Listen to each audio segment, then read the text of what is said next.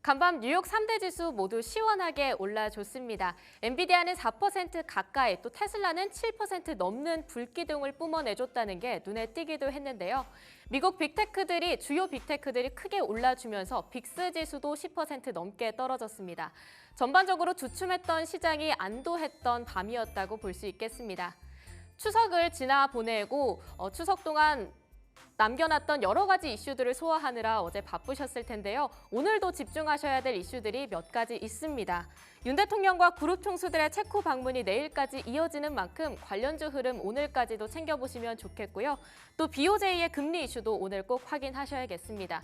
또 새 마녀의 날이라고도 불리죠. 오늘 미국의 선물 옵션 동시 만기일이 있습니다. 변동성이 클 장으로 예상되기 때문에 오늘 변동성과 수급적인 면에 있어서 주의하시면 좋겠습니다. 그럼 본격적으로 오늘 국내 증시 상황 함께 열어보도록 하겠습니다. 현재 코스피와 코스닥 모두 빨간불 켜면서 크게 올라주고 있습니다. 코스피는 2,600선을 회복하기도 했고요. 코스닥의 경우는 제가 들어오기 전까지 750선을 지나가기도 했었는데 소폭 떨어지긴 했지만 그래도 강세 흐름 이어가면서 740선 위로 올라온 모습입니다. 현재 748포인트 지나가고 있습니다. 매매 동향도 함께 보도록 하겠습니다. 먼저 코스피 시장에서의 매매 동향 함께 보시죠. 오랜만에 외인의 발길이 다시 돌아왔습니다. 소폭이긴 하지만요. 그래도 이렇게 빨간색으로 올라와 있다는 게 참 반갑습니다. 21억 원 순매수하고 있고요. 기관과 쌍끌이 매수 보여주고 있습니다. 기관은 2,295억 원 매수 우위 기록하고 있습니다. 반면 개인 홀로 매도 우위 기록합니다. 2,181억 원 순매도 보여주고 있습니다.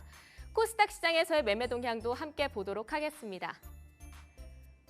코스피 시장과의 비슷한 포지션이 이어지고 있네요. 개인이 1,001억 원 정도를 매도하고 있고요. 외인과 기관이 각각 743억 원, 357억 원 쌍끌이 매수 보여주고 있습니다.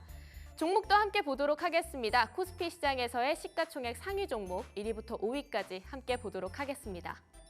삼성전자와 SK하이닉스 어제 낙폭이 크게 잡혔었죠. 삼성전자 같은 경우는 52주 신저가를 새롭게 갈아치웠고요. SK하이닉스는 장중 11% 넘게 떨어지면서 경악을 금치 못하기도 했었습니다. 하지만 오늘은 다소 회복하고 있는 모습입니다. 조금 더 크게 올라주면 좋겠지만 그래도 빨간불 켜면서 약간의 회복세 그려나가고 있다는 게 다소 안도감으로 이어지기도 하는데요. 63,900원 그리고 156,500원에 각각 매매가가 나오고 있습니다. SK하이닉스 2% 넘게 회복하고 있습니다. LG에너지솔루션도 어제 이 두 종목과 함께 하락세로 종가 기록했었는데요. LG에너지솔루션도 오늘 2% 강세 탄력 받으면서 다시 40만 원 선을 회복한 모습입니다.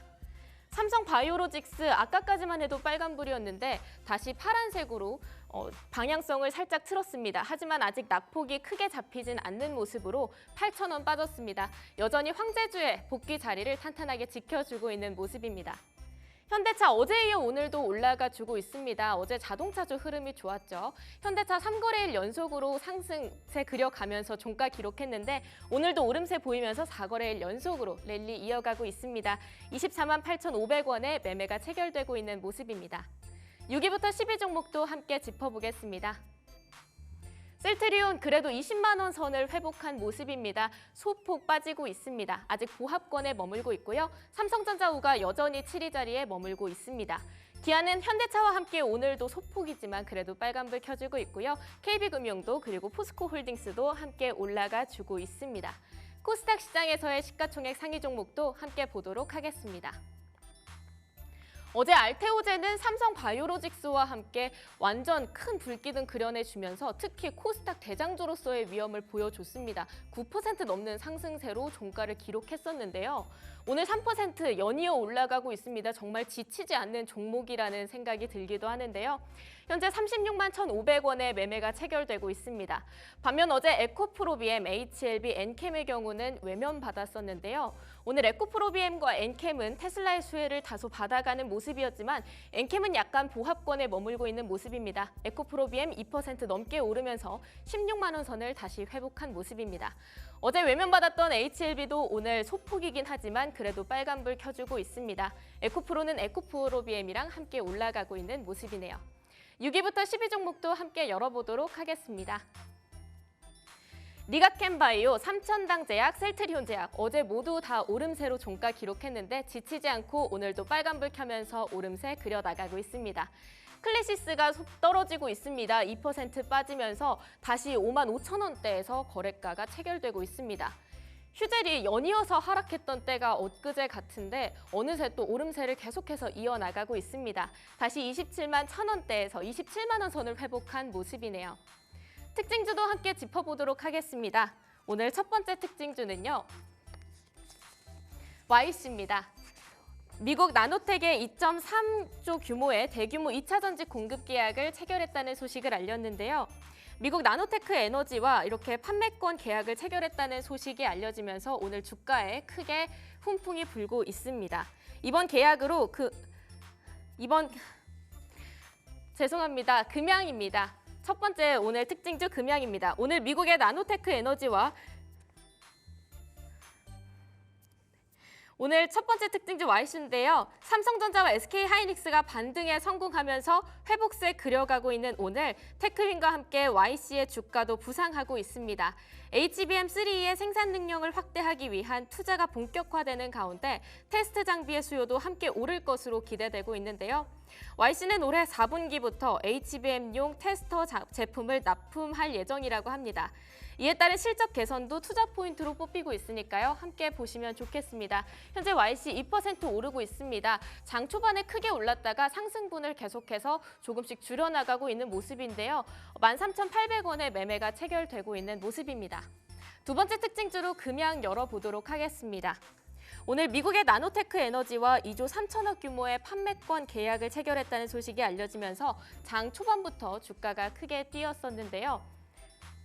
현재 9% 오름세 보이면서 54,700원의 매매가가 체결되고 있습니다. 이번 계약으로 금양은 나노텍의 향후 2030년까지 6년간 자사의 원통형 배터리를 공급할 텐데요. 나노테크 에너지는 금양이 제공한 배터리 셀을 미국에서 독점적으로 유통하고 지역 고객들을 대상으로 재판매할 계획이라고 합니다. 오늘 시황은 여기까지 살펴보고요. 본격적으로 런치박스 소식 열어보도록 하겠습니다. 첫 번째 런치 토크에서는요, 드론 이야기 다뤄보도록 하겠습니다. 여러분은 드론 하면 어떤 이미지가 생각나시나요? 저 같은 경우는 한강이나 아니면 부산에서 열리는 드론, 쇼가 생각이 나는데요. 밤하늘에 별처럼 수놓아지는 드론을 생각하면 참 아름다운 풍경이 그려지기도 합니다.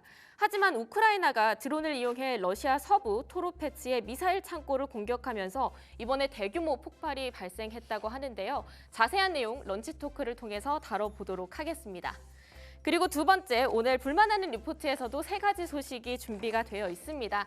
첫 번째로 SK하이닉스, 그리고 CS윈드, SK이노베이션 소식들이 준비되어 있는데요.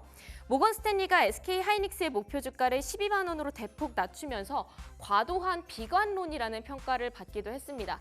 그렇다라고 한다면 국내 증권사들은 어떤 평가를 내놓았을지 함께 짚어보도록 하겠습니다. 또 금리에 민감하게 반응하는 친환경 관련주들, 어제도 풍력주 관련해서 시원하게 다들 올라줬는데요. CS윈드 소식도 함께 보도록 하겠습니다. 마지막으로 합병의 종지부 찍기가 머지않은 SK이노베이션의 향후 전망도 마지막 리포트에서 함께 다뤄보도록 하겠습니다. 기막힌 투자 한 끼에서는요, 오늘도 세 가지 소식 준비되어 있습니다. 시장 전략과 방산, 조선 이렇게 세 가지 다뤄볼 텐데요. 아무래도 오늘 변동성이 큰 장으로 예상되고 있기 때문에 자세한 시장 전략 짚어보면 좋을 것 같고요. 수주가 계속해서 끊이지 않는 방산, 그리고 슈퍼사이클에 도래했다고 이야기 나오고 있는 조선. 요즘 반도체가 많이 못 나가고 있는 것 같은데 바이오 말고도 하반기에 지켜볼 섹터들 자세하게 짚어보면 좋을 것 같습니다. 그럼 본격적으로 런치박스 출발해 보겠습니다.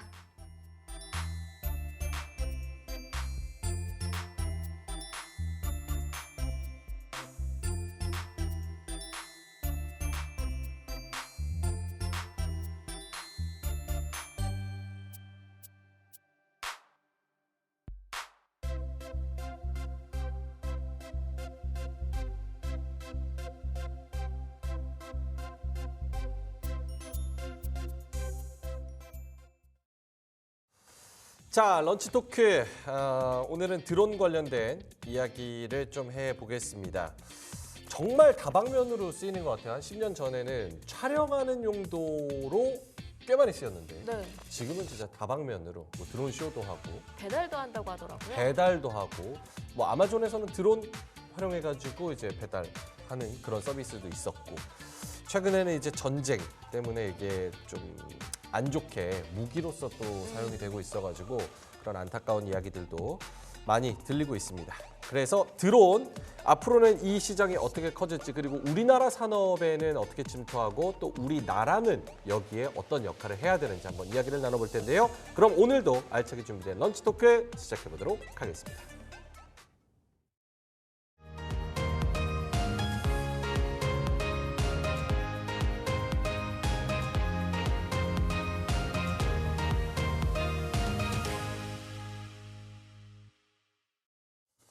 자, 드론에 대한 이야기. 지금 드론이라는 건 어디서 어떻게 쓰이고 있고 앞으로도 어떻게 쓰일까요? 두 분과 함께 이야기를 나눠보겠습니다. YMG 글로벌의 박종훈 팀장님 오랜만에 나오셨고요. 경제 유튜버 돈쌤 정현두님 나오셨습니다. 두 분 어서 오세요. 네, 안녕하세요. 유럽 갔다 오셨다고. 어떻게 알았어요? 어떻게 알다뇨? 여기 소문 다 났는데. 그래요? 예. 저만 몰랐네요. 유럽을 한 달, 아예 몰랐어. 한 달 갔다 오셨잖아요. 아니 1년.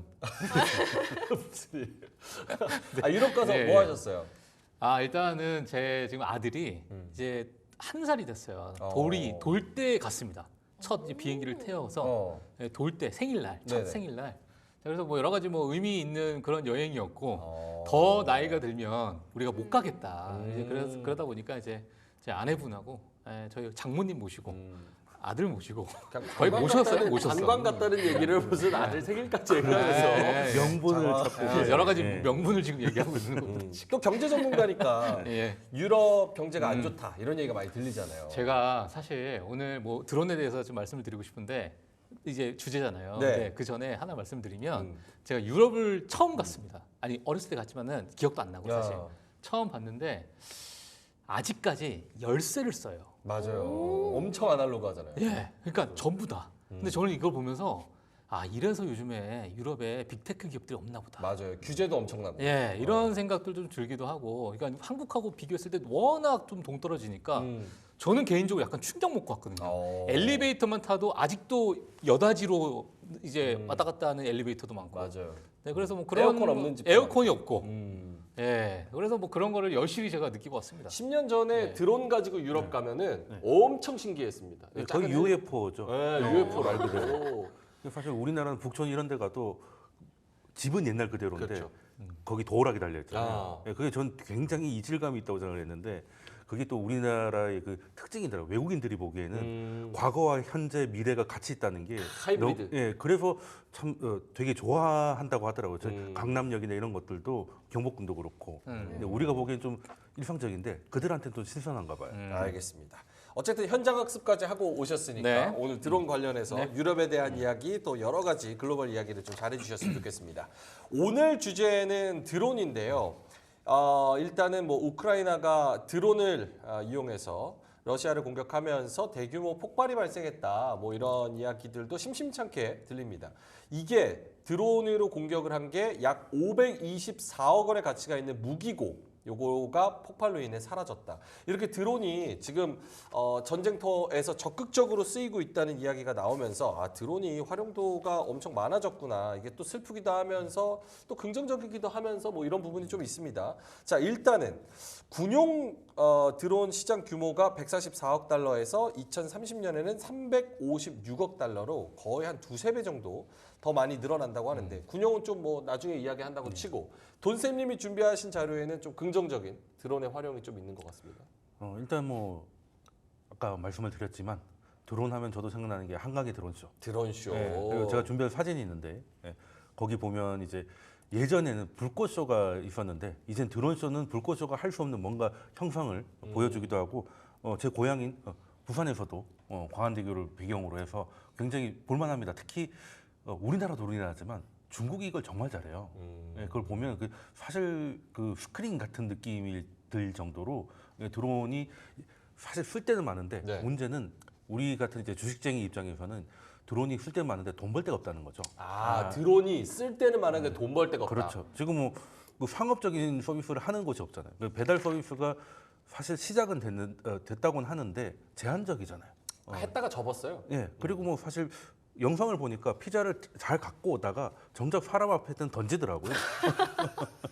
드론이 한 예의가 없어요. 그 왠지 기분 나쁜 게 예의가 있어요. 왠지 없어요. 예. 다 와서 그런 식으로 하다 보니까 특히 우리나라 같은 경우는 이제 아파트가 많아서 드론이 옆으로 들어갈 수도 없는 네. 특히 베란다가 다 확장돼 있기 때문에 뭐 방법이 없는 이런 상황이 되고 있어서 예전에 처음에 나왔을 때는 뭐 드론뿐만 아니라 지금은 잘 기억이 안 나지만 UAM이라고 해가지고 이게 타고 다니는 뭐 이런 것들까지 이야기가 굉장히 많이 나왔다가 지금은 약간 드론쇼 쪽으로 약간 좀 제한이 줄어들었는데 그래도 관련도 없지도 않았었지만 지금 분위기로 봐서는 뭐 불행하게도 군사적으로는 굉장히 가성비가 있는 무기가 됐고 그리고 산업적으로 봤을 때 우리 요즘 또 뜨고 있는 게 북한의 그 쓰레기 풍선들이 막 넘어오고 네. 그 관련해 가지고 드론 부대를 우리도 창설하겠다라고 했을 때 1년 전에 또 관련주가 좀 들썩였던 기억이 나고 그리고 이번에는 미국이 DJI 그 중국의 드론이죠. 세계에서 가장 큰 드론 업체 거를 이제 사용 못하게 하겠다라는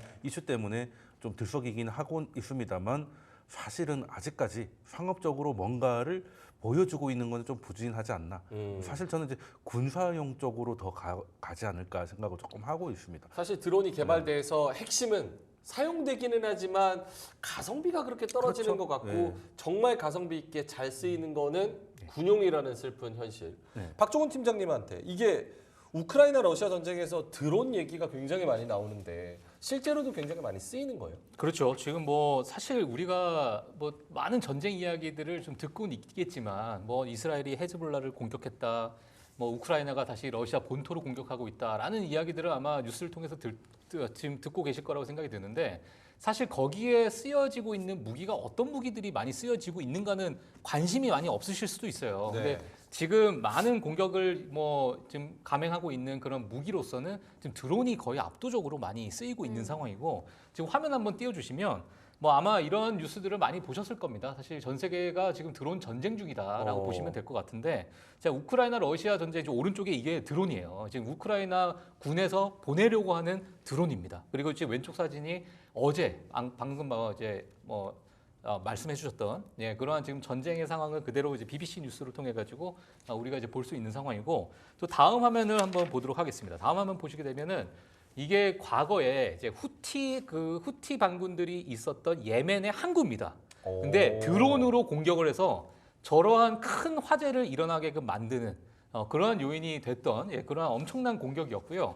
그리고 이스라엘도 마찬가지로 방공포가 있잖아요. 네. 근데 이제 헤즈볼라나 여러 이란에서 보내는 뭐 여러 이런 이제 뭐랄까요, 뭐 드론 공격이 있는데 그런 걸 방공포로 막아내는 그러한 시스템도 있기 때문에 지금은 거의 뭐 드론의 전쟁이다라고 볼 수 있고 사실 무인으로 나오는 부분이기 때문에 이 부분에 대해서도 많은 이제 군들이 이제 그런 것들을 많이 이용하고 있는 상황이죠. 그러면 사실. 드론에다가 폭탄이나 그런 화약 같은 거를 실어서 드론을 그렇죠. 무더기로 그냥 날려서 때리는 거죠.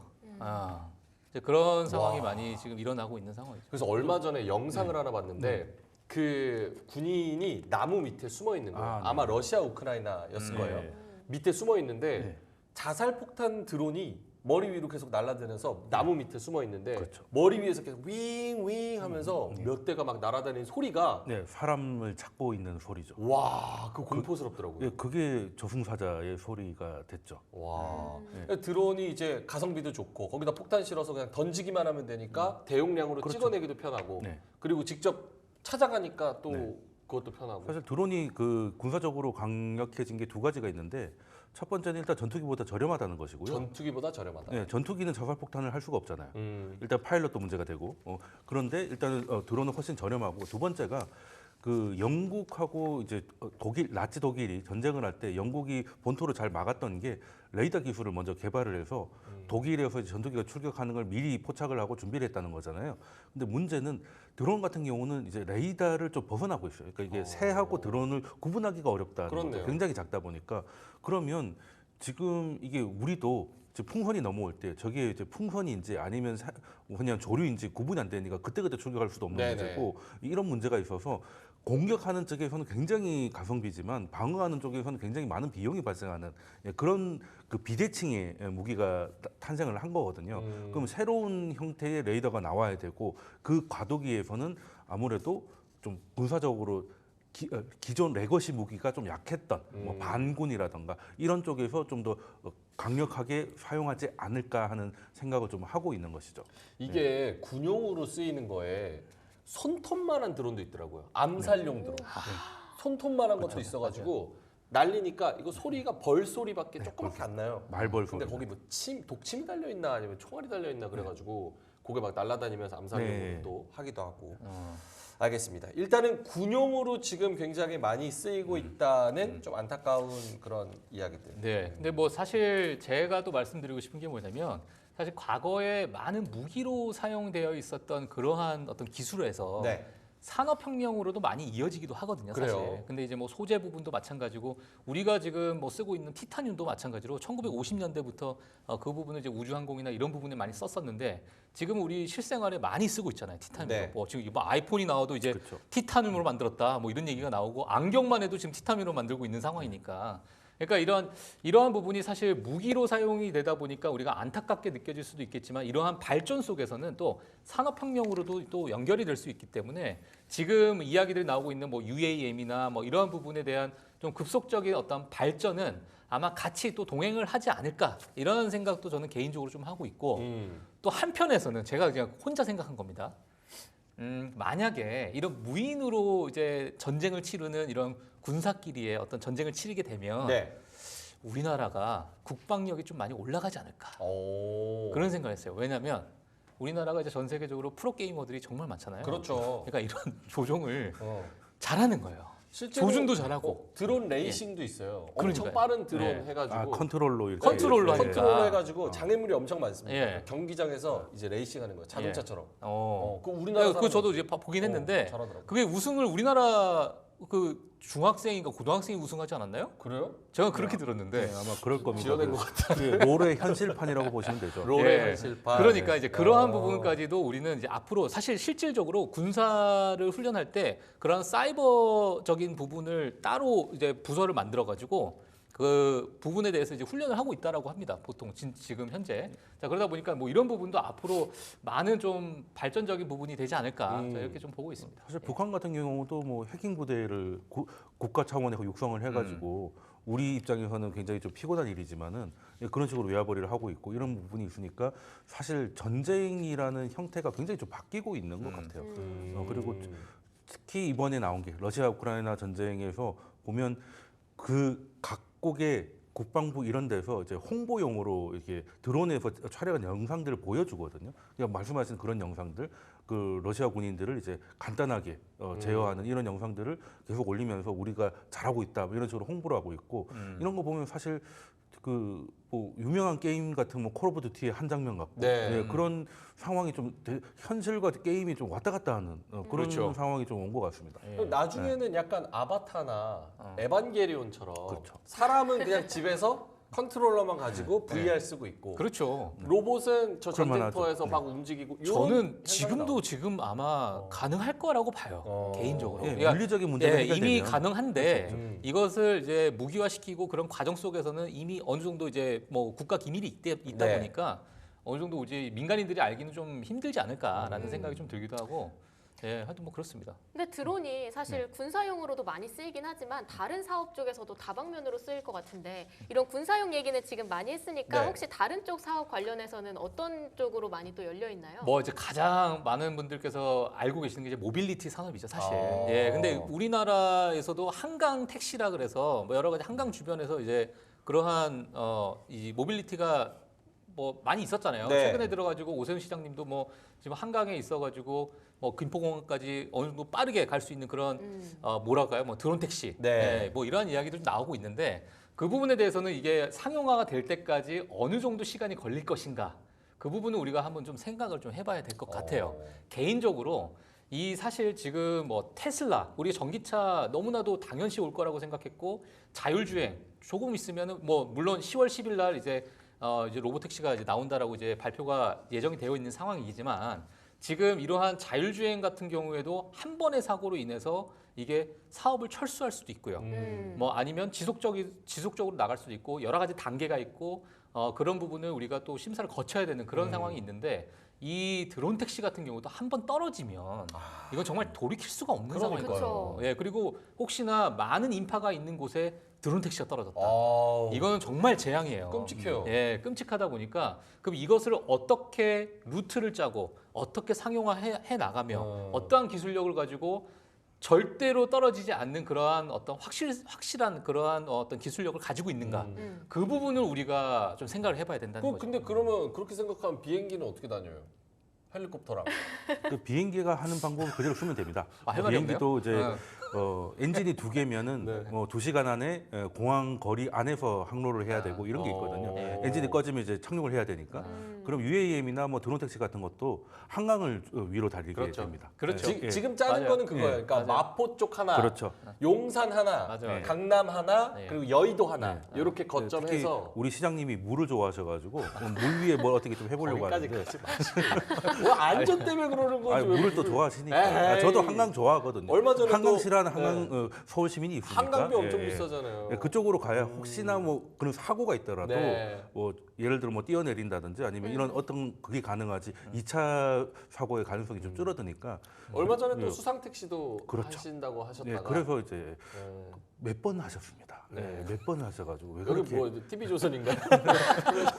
정책 아니 그 왜 그렇게 물을 좋아하시는지 네, 오늘 예. 주제는 서울시장의 예, 예. 드론. 알겠습니다. 그래서 UAM으로 요거를 좀 쓸 수 있다. 예. 근데 UAM 요거 안전해요? 요거 지금 자료 근데 이제 준비해 제가 오신 건데. 그렇습니다. 제가 요거를 하나 가지고 나왔는데요. 네. 한번 보도록 하겠습니다. 네. 제가 조금 정리를 해봤어요. 이제 지난 사실 3월에 많은 뭐 국토부 장관부터 해서 국토부에 계시는 많은 분들과 그리고 이제 기업분들이 이제 나오셔가지고 기자 간담회를 좀 했습니다. 3월 인터뷰를 일부 제가 참고를 했는데 이 조류 등의 충돌 방지에 관련해서는 실증 프로그램을 통해서 구체화 나갈 계획이다.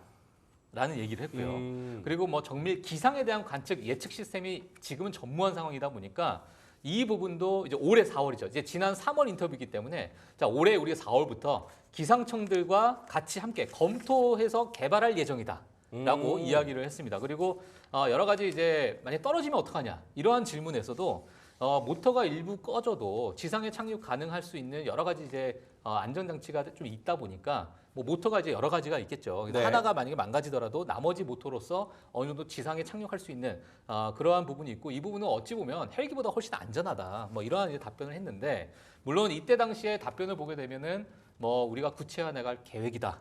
그리고 검토 개발할 예정이다. 뭐 이러한 이야기를 했기 때문에 지금의 어떤 상황은 어떻게 진행됐는지는 모르겠습니다만은 지금 사실 국내에서는 많은 기업들, 특히나 드론에 관련된 기업들을 좀 보시게 되면 아직은 좀 갈 길이 멀다. 자, 이러한 이야기도 좀 나오고 있어요. 뭐 다들 아시는 드론에 관련해서도 과거 뭐 이항이라는 중국에 있는 기업이죠. 이항이라는 그 기업이 있는데 뭐 물론 과거에 뭐 주가가 엄청나게 급등하는 뭐 그러한 사태 때문에 많은 분들께서 아마 좀 기억을 하실 분들도 있을 거라고 생각이 듭니다만 뭐 미국의 조비라는 기업들도 있고요. 여러 이제 국가에 있어가지고 이러한 드론 기업들은 어느 정도의 그 지금 뭐 인증서를 좀 획득하고 있는 상황 그리고 MOU도 좀 체결하면서 좀 활발하게 투자도 진행을 하고 있는 상황인데 국내에 있는 기업들은 약간 전무후무하다. 왜 그래요? 그러니까 지금 여러 가지 투자가 진행이 되는 부분하고 테스트하는 과정이 약간 좀 지체가 되는 것 같아요. 근데 투자 비용 자체가 뭐 지금 지자체에서 뭐 투자를 해야 되는 부분도 있겠지만 기업 자체에서 이 부분을 좀 밀어내는 그런 상황이 좀 돼야 되는데 아직 그런 부분이 조금은 좀 힘들지 않나 자, 이렇게 생각이 들고 이게 범정부 차원에서 이거는 조금 이제 뭐 미는 그런 사업이 돼야 되는데 아직 우리나라에서는 조금은 힘들다. 그 부분은 제가 좀 말씀을 드리고 싶습니다. 돈쌤님은 어떠세요? 이게 우리나라가 사실은 첨단 IT 기술에서 좀 뒤떨어지는 거는 세계적으로 별로 없는데 네. 드론은 유독 조금 이야기가 많이 안 네, 나오는 것 그렇죠. 같아요. 거의 뭐 장난감 취급 받고 있죠. 돈이 안 돼서 그런 거예요? 일단 가장 중요한 게 돈이 안 되는 겁니다. 돈이 안 돼서. 네, 그리고 예전보다 차라리 유동성이 넘치던 시기에는 그때는 이제 드론이라든지 모빌리티 이야기가 엄청 많이 나왔었다가 네. 이제 금리가 인상되고 하면서 이제 자금 유치가 힘들어진 거죠, 쉽게 말해서. 그리고 아까 말씀하신 조비 같은 기업들도 현재까지 매출액이 제로거든요. 시총이 그렇게 큰데도 왜냐하면 아직 상용화가 안 됐기 때문에. 그러면은 지금 언제 상용화가 될지 이거는 기술만 된다고 되는 게 아니에요. 이건 교통의 문제잖아요. 그럼 이제 정부와 이런 의지가 그리고 규제 문제 그리고 안전의 문제가 있기 때문에 뭐 다른 반도체라든가 2차 전지 이런 거에 비해서 넘어야 할 산들이 굉장히 좀 많은 것이죠. 그래서 좀 제가 보기에는 이런 것들은 사실은 뭐 이제 국책에서 좀 원천 기술을 좀 밀어줘야 되고 법령 기술은 아직 나오지 않았다고 봅니다. 지금 우리가 쓰고 있는 뭐 인터넷이라든지 아까 말씀하신 뭐 티타늄 그리고 뭐 카본 재질 이런 거 전부 다 군사용으로 개발됐다가 결국에는 법령 기술을 타고 민간 시장으로 나와서 우리의 삶을 업그레이드한 거잖아요. 그러면 지금 이것도 하나의 원천 기술이지 이 자체로 뭔가 수익을 내기에는 아직은 좀 섣부르다. 그래서 그 미국의 나사가 그랬듯이 우리 국가가 좀 원천 기술을 좀 만들어 갖고 이 원천 기술을 가지고 법령 기술로 뭔가를 서비스를 시작하는 기업들이 나올 때까지 국가가 조금 밀어줘야 되는 상황이 됐는데 여기 변수가 하나 더 생긴 게 예전에는 이게 무조건 가야 될 길이었는데 이젠 여기서 이제 안보 문제가 생겼어요. 안보. 그렇죠. 이번에 DJI 문제도 사실 안보 문제잖아요. 그렇죠. 드론이 다 하늘을 날아다니면서 모두를 찍을 수 있으니까 국가안보 차원에서는 위험 요소일 수도 있거든요. 사실상 정찰기인 거잖아요. 그렇죠. 정찰기죠. 그 정찰을 떠나서 이제 무기가 된 거죠. 정찰과 공격을 동시에 할 수 있는. 그러다 보니까 이걸 사실 지금까지 이렇게 아무런 규제 없이 중국산을 썼다는 게 좀 놀라울 정도로 이렇게 퍼져 있다가 이제는 이제 규제가 돼서 이제 그것 때문에 우리나라 그 관련주들이 조금 계속 빠지다가 9월 얼마 전에 오랜만에 급등을 보였는데 참 드론은 잘 위로 잘 날아가는데 드론 관련주 주가들은 바닥만 하고 있어가지고 참 슬프더라고요. 예, 시인이요, 시인. 시인. 딜사이트의 시인. 음유시인. 슬픈 시입니다. 예. 조금 글로벌적으로 봤을 때 네. 그러면 지금 드론 시장을 주도하고 있는 기업들은 어떻게 되어 있나요? 지금 주도하는 기업들은 뭐 앞서서 말씀드린 것처럼 미국 기업들이 사실 뭐 범용적으로는 미국 기업들이 많은 뭐 시장의 어떤 비중을 좀 차지하고 있어요. 하지만 중국, 미국 중국, 이렇게? 예, 맞아요. 중국과 미국이 가장 압도적입니다, 사실. 근데 이야. 도심 지역에 있는 드론 관련해서는 거의 중국이 시장 점유율이요. 1등이 1등, DJI가 예, 거의 한 76%. 그러네요. 네, 거의 80%에 육박합니다. 예, 그러니까 이게 중국이 거의 다 차지하고 있다. 우와. 이렇게 좀 보셔도 과언이 아니에요. 사실은 촬영용 네. 저 드론의 원조가 DJI잖아요. 그쵸. 그때 10년 전에 핫했고 지금도 굉장히 맞아요. 잘하고 있고 다양화됐고. 네, 그때 장난감으로 많이 샀어요. 근데 만약에 많이 유튜브에 뭐 다들 유튜브에다가 드론 배달 이것만 딱 쳐도 뭐 아마존이 드론을 어떻게 그렇죠. 이제 배달을 어떻게 하는지 과거에 사실 도미노가 또 드론 업체랑 조인을 해서 같이 이제 제휴를 맺어가지고 8년 전에 피자를 배달하겠다 했는데 그 부분도 이제 사실상 지금 무산이 되는 상황이고 근데 그 부분을 보게 되면 전부 다 카메라가 필요하잖아요. 어디 위치가 이제 만약에 목적지가 있으면 목적지를 그대로 파악을 하고 센서가 필요하고 뭐 나무나 뭐 새를 좀 피해야 되고 아무리 배달을 하더라도 네. 근데 이러한 부분들이 무조건 필수적으로 드론 안에 들어가야 되니까 이 부분은 결국에는 안보와 직결될 수밖에 없는 그쵸. 상황이고 그렇게 되면은 이 산업 자체가 그래도 많은 발목을 좀 잡히는 그러한 상황이 되지 않을까라는 생각이 들고 이게 지금 뭐 2025년에는 뭐 상용화할 것이다, 2026년에 상용화할 것이다 여러 가지 뭐 계획들은 세우고 있으나 이게 좀 넘어야 할 일이 정말 많습니다. 그렇기 때문에 이 부분을 아마 각 국에서 어떻게 이걸 받아들일지 또는 이제 중국에서 지금 80% 가까운 점유율을 차지하고 있는 이런 상황에서 이게 각국에서 이 부분을 그대로 좀 인지할 수 있을까, 이걸 그대로 받아들일 수 있을까가 좀 관건이죠, 사실. 예.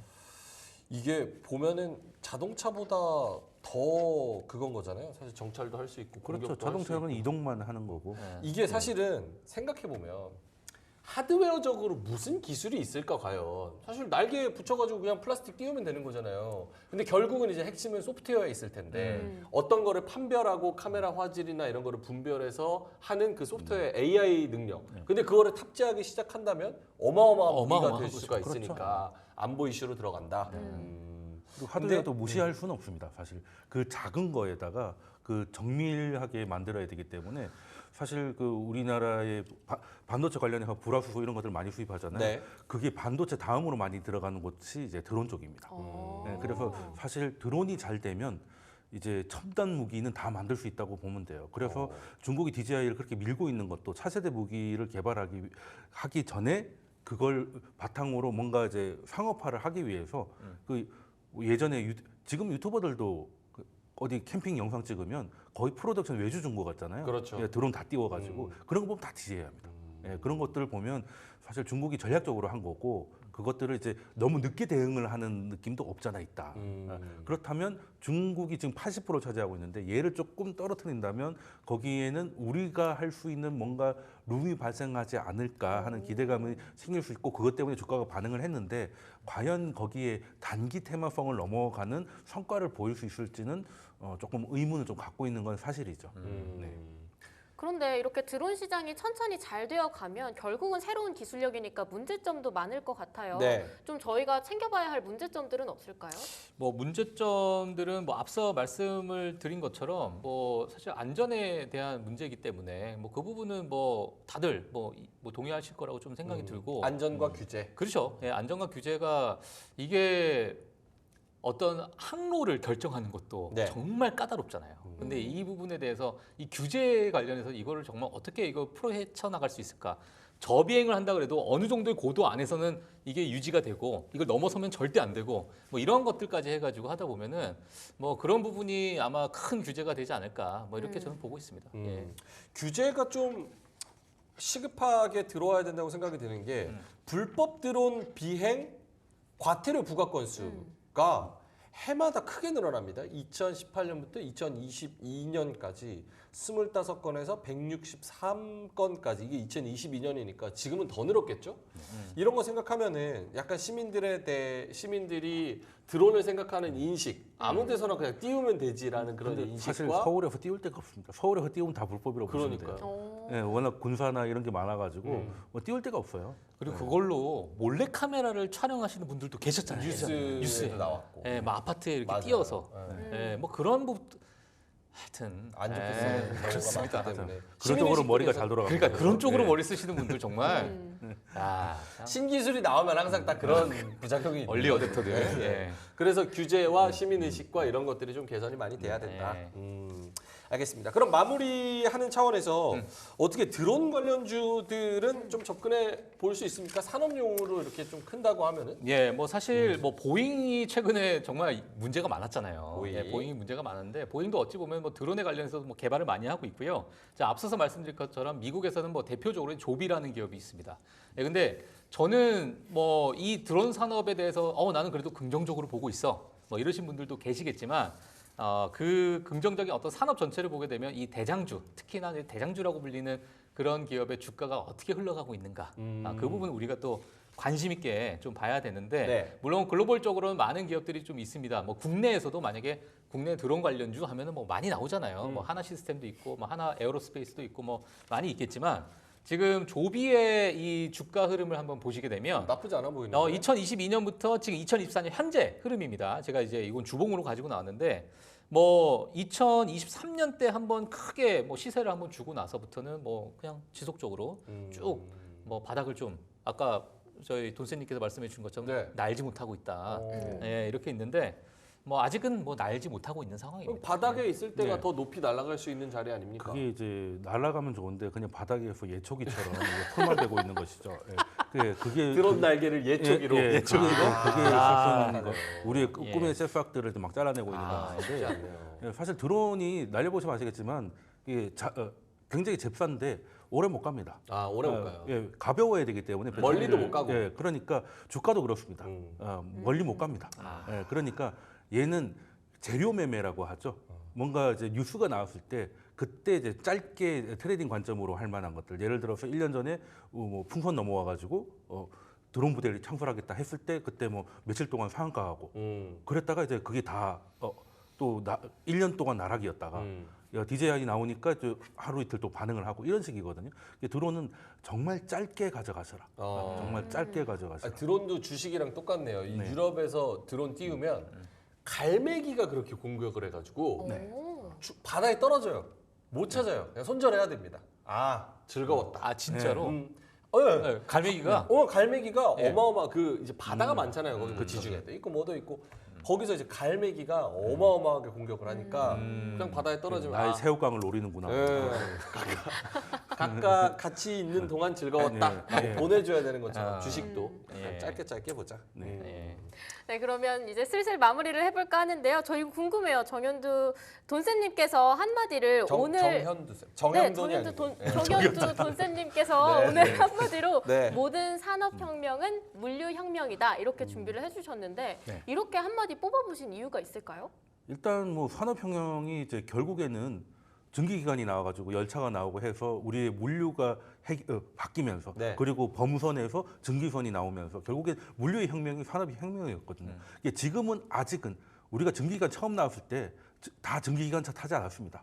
그러니까 시간이 좀 걸렸었거든요. 그렇죠. 예, 그래서 저도 뭐 모빌리티 관련이라든지 이런 것들은 결국에는 물류혁명이 산업혁명으로 이어질 것인데 아직은 구체적인 게 없어서 주가가 조금 좀 그렇게 멀리 못 갈 뿐이다. 그렇지만 이제 길게 보면 이 자체가 만들어낼 혁명은 굉장히 클 것이다라고 생각을 하고 있습니다. 철도도 그렇고 자동차도 그렇고 모든 큰 혁명은 이제 이동 수단에서 그렇죠. 생겼기 때문에 물류의 혁명이다. 드론이 네. 그게 하나가 될 수가 네. 있다. 그럼 팀장님께서는 오늘 어떤 한마디 준비해 주셨나요? 뭐 저희가 사실 드론 이야기를 시작할 때 뭐 전쟁을 먼저 이야기를 했잖아요. 이제 그래서 제가 뭐 한 줄 평 이렇게 얘기를 했는데 네. 뭐 새로운 무기는 그러니까 드론이라는 것을 우리가 새로운 무기라고 보게 되면 늘 이런 새로운 무기의 어떤 발전은 또 산업혁명으로 또 돈센님과 뭐 결이 뭐 비슷한 그러한 이야기를 제가 좀 적긴 했는데 뭐 그러한 어떤 무기가 또 산업혁명으로 연결될 수 있고 뭐 소재나 뭐 여러 가지 이용에 있어서 뭐 그 부분은 우리가 뭐 무시할 수 없는 그런 부분이다. 그러니까 긍정적으로 우리가 조금은 좀 생각해 볼 필요가 있지만 앞으로 남은 과제들이 좀 많다. 자, 이렇게 정리를 하면 될 것 같습니다. 그러니까 드론 이야기를 쭉 해보니까 사실 돈이 안 되는 이 물체에 대해서 방위 산업 쪽에서 제 가성비 있게 쓰일 수밖에 없겠구나. 이게 좀 씁쓸한 현실이기는 한데 앞으로 또 뻗어나갈 길이 무궁무진하기 때문에 다른 산업혁명에 좀 기여하기를 좀 기대해 보겠습니다. 자, 알겠습니다. 그럼 두 분과는 여기서 좀 인사를 드리도록 하고요. 경제 유튜버 돈쌤 정현두님 그리고 YMG 글로벌 박종훈 팀장님이었습니다. 두 분 말씀 고맙습니다.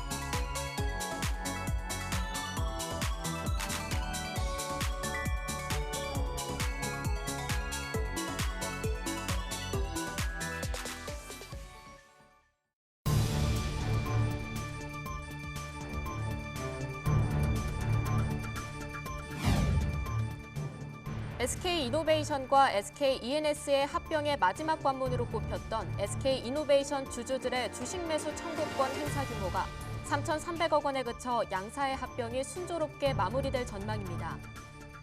유한양행과 얀센 바이오텍이 4세대 표적 항암 치료제인 타이로신 키나제 억제제 공동 개발을 종료한다고 20일 밝혔습니다.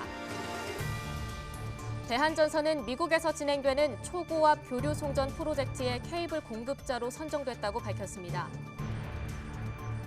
한국소비자원에 따르면 최근 5년간 접수된 용역 중개 플랫폼 관련 피해 구제 신청은 총 388건으로 매년 증가하고 있는 것으로 나타났습니다. 코스피가 미국의 빅컷 효과를 뒤늦게 흡수하면서 20일 1% 넘게 오르고 있습니다. 중소벤처기업진흥공단은 20일 서울 목동 사옥에서 올해 제2차 중소벤처혁신성장위원회를 열고 중소기업 중심의 경제회복과 역동성 재고 방안을 논의했다고 밝혔습니다. SK하이닉스가 세계 최대 파운드리 업체인 대만 TSMC가 개최하는 오픈 이노베이션 플랫폼 포럼에 참가해 인공지능 메모리 솔루션을 선보입니다.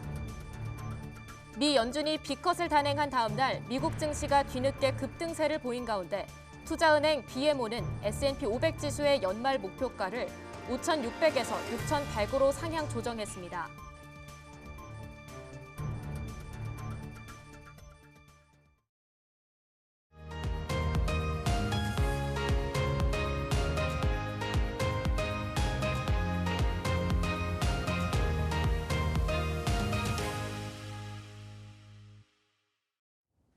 런치박스 두 번째 코너, 불만나는 리포트 시간입니다. 오늘도 주식장에서 핫하게 다뤄질 이슈들 더욱 뜨겁게 불만내주실 기업공시연구소 변영인 대표와 함께하도록 하겠습니다. 대표님 안녕하세요. 네, 반갑습니다. 오늘 첫 번째 소식, SK 하이닉스 소식으로 출발해보겠습니다. 어제 SK 하이닉스가 장중 11%까지도 빠졌습니다. 오늘 조금 회복세 그려 나가곤 있지만 사실 어제 낙폭을 다 회복하기엔 아직 좀 부족하다 이런 생각이 드는데 어제 일은 낙폭 과대였다고 볼만합니까? 사실 우리가 이 어제 연휴에 발표됐던 모건 스탠리의 이 매도 리포트를 과연 이제 어떻게 좀 해석을 하는 게 맞을까?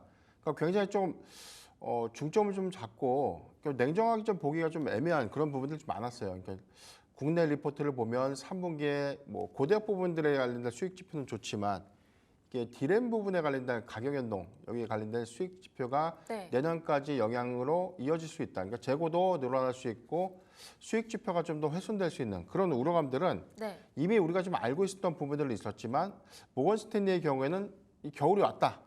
너무 이제 극단적이고 좀 자극적이게 표현을 했고 목표 주가에 대한 추정치도 거의 뭐 53%나 좀 맞아요. 하락시켰던 그런 원인들이 과연 좀 맞는 부분인가라는 부분들은 냉정하게 좀 해석을 해볼 필요가 있는데 저는 사실 뭐 딱 한 줄 평을 좀 정리를 해보면 네. 모건 스탠리의 어제 매도 리포트는 사실 추정치가 좀 미흡했다. 저는 그렇게 좀 보고 있습니다. 왜냐하면 지금 전반적인 SK하이닉스와 삼성전자의 어떤 업황을 바라보는 어떤 시각이라든가 현재 매출이 좀 발생됐던 이런 어떤 수익과 좀 연결되는 어떤 대상군들에 대한 차이점들은 좀 분명히 있거든요. 이 부분은 SK하이닉스의 경우에는 고대역 HBM 반도체 부분에 대한 수익 지표가 굉장히 좀 크게 되어 있고 이 부분은 고객사에 관련된 어떤 이 양산 물량들과 좀 연동이 될 수 있기 때문에 우리가 많이 만들어 놓고 대응하는 것이 아니라 요청에 따라서 선별적으로 좀 대응을 하는 것이기 때문에 이 부분은 재고의 과잉 우려감들은 조금 저는 좀 제가 생각할 때는 그게 좀 과연 있을 수 있는 일인가.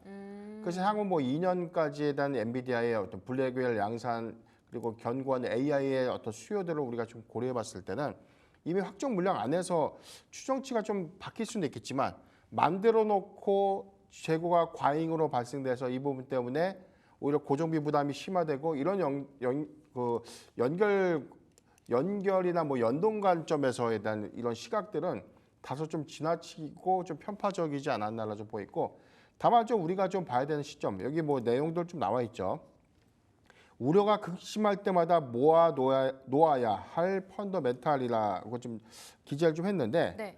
일단 뭐 매출에 대한 추정치가 삼성전자와는 좀 차이가 좀 있어요. 일단 뭐 3분기 매출액의 경우에는 지난 2분기 대비해서 매출은 10%가 증가될 수 있고 그다음에 영업이익의 경우에는 17%가 좀 증가될 수 있는데 시장의 어떤 영업이익 컨센서스는 한 7조로 좀 예상을 했지만 네. 영업이익에 대한 추정치가 6조 4천억 원대로 약 6천억 원 가량이 좀 하회됐던 부분들 이 부분을 실적의 감소 요인 때문에 주가 어떤 부담으로 좀 작용했다 이런 부분들이라고 좀 언급을 좀 한 것인데 사실 뭐 디램에 관련된 수요 부분들 3분기를 기점으로 보면 3분기와 뭐 4분기까지의 뭐 세트 수요라고 해서 IT라든가 좀 PC 부분, 그다음에 모바일 부분에 관련된 재고량들이 좀 더 늘어나는 부분들은 출하량들이 감소됐기 때문에 아마 해당되는 어떤 재고가 단기간 좀 늘어날 수 있는 어떤 우려감, 이 부분을 좀 우려해서 삼성전자라든가 SK하이닉스의 최근에 실적 우려감을 좀 표명했던 것이고 이 부분은 상당히 최근에 어떤 주가로 좀 선반영을 좀 했었던 부분인데. 어제 모건 스탠리의 매도 리포트 때문에 장중에 어제 급락 부분을 여기서 더 확대를 시킨다. 이 부분은 좀 저는 좀 동의가 굉장히 좀 어려웠던 부분이 아니었나 좀 보십니다. 그러면 어제 충분히 바닥 찍었다고 보시는 거네요. 그렇죠. 다만 이제 오늘 수급을 보면 어제 미국 증시에 특히나 뭐 기술주가 좀 강세를 보였는데 오늘 시초에 삼성전자나 SK하이닉스가 시초의 어떤 수급 탄력도에 비해서는 지금 현재는 조금 둔화된 탄력도가 조금 우리가 느끼는 어떤 체감적인 효과보다는 좀 미흡하게 반영되는 모습이기 때문에 아직 방향성들이 좀 더 명확해지지 못했던 그런 측면들 좀 있고요. 시장의 의구심들은 아직은 좀 남아 있지만 저는 뭐 상당히 좀 많은 어떤 악재, 시장의 우려감들을 주가 이미 다 선반영을 했다라고 좀 보이기 때문에 지금부터 저는 충분히 좀 관심 있게 좀 봐야 되는 포인트. 악재만 볼 것이 아니라 악재 속에 가려진 좋은 부분, 긍정적인 어떤 지표를 우리가 좀 더 눈여겨볼 포인트가 아닌가라고 좀 보이는데 네. 내용을 잠깐 보도록 하겠습니다. 일단 AI 서버 그리고 일반 서버형 수요는 견조하다라고 좀 언급을 했고요. PC와 모바일 수요는 약세인데 이게 사실 뭐 8월과 9월 달로 좀 넘어가는 이 모바일 부분에 대한 이 출하량들이 좀 감소됐던 부분들, 이 부분이 판매량이 살짝 뭐 실적의 어떤 피크 우려감 때문에, 근데 이건 뭐 계절적인 어떤 비수기 영향도 있어요. 근데 이게 4분기까지 그 기조를 좀 유지할 것인가를 극단적으로 우리가 좀 이렇다라고 좀 결정하는 것은 좀 저는 무리수가 좀 있다라고 좀 보여요. 두 번째는 D램용의 경우에는 HBM을 중심으로 견조한 실적이 좀 예상된다. 낸드 역시 고용량 ESSD 제품의 내 경쟁력을 통해서 네. 수요 속에서도 선방한다. 그러니까 지금 삼성전자와의 최근의 어떤 전망치와 SK하이닉스의 어떤 리포트에 대한 전망치는 좀 결이 좀 다르고 오히려 삼성전자에 대비해서 수익 지표는 좀 양호하다. 그렇게 좀 표명을 좀 하고 있고요. 가장 중요한 부분이 컨센서스의 하회 사유나 환율의 가정치 영향이 주된 요인이다.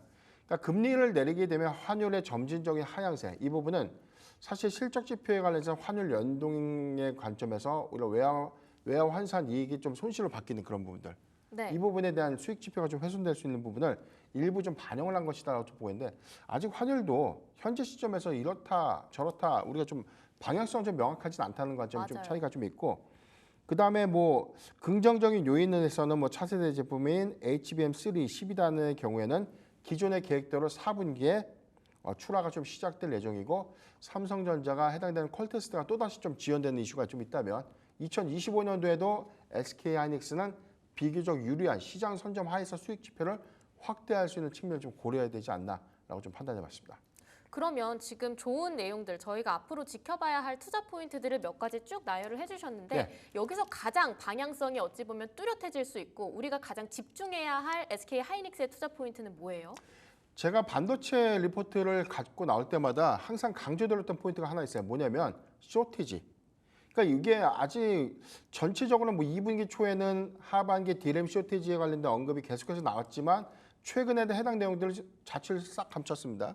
그러니까 이 부분은 뭐냐면 아직 고대역 반도체 부분에 넘어가는 디램 수요 부분들, 디램의 어떤 공급 부족 부분들에 대한 이슈는 아직 양산되지 못했지만 항상 주가라는 것은 우리가 향후 6개월에서 9개월 이후의 선행 사이클을 우리가 항상 예측을 좀 해야 된다고 좀 말씀드렸고, 네. 이 부분을 좀 고려를 해보면 지금 HBM의 견조한 수요, 지금 딱 잘라서 말씀드리면 AI 서버향 매출은 변함이 없다.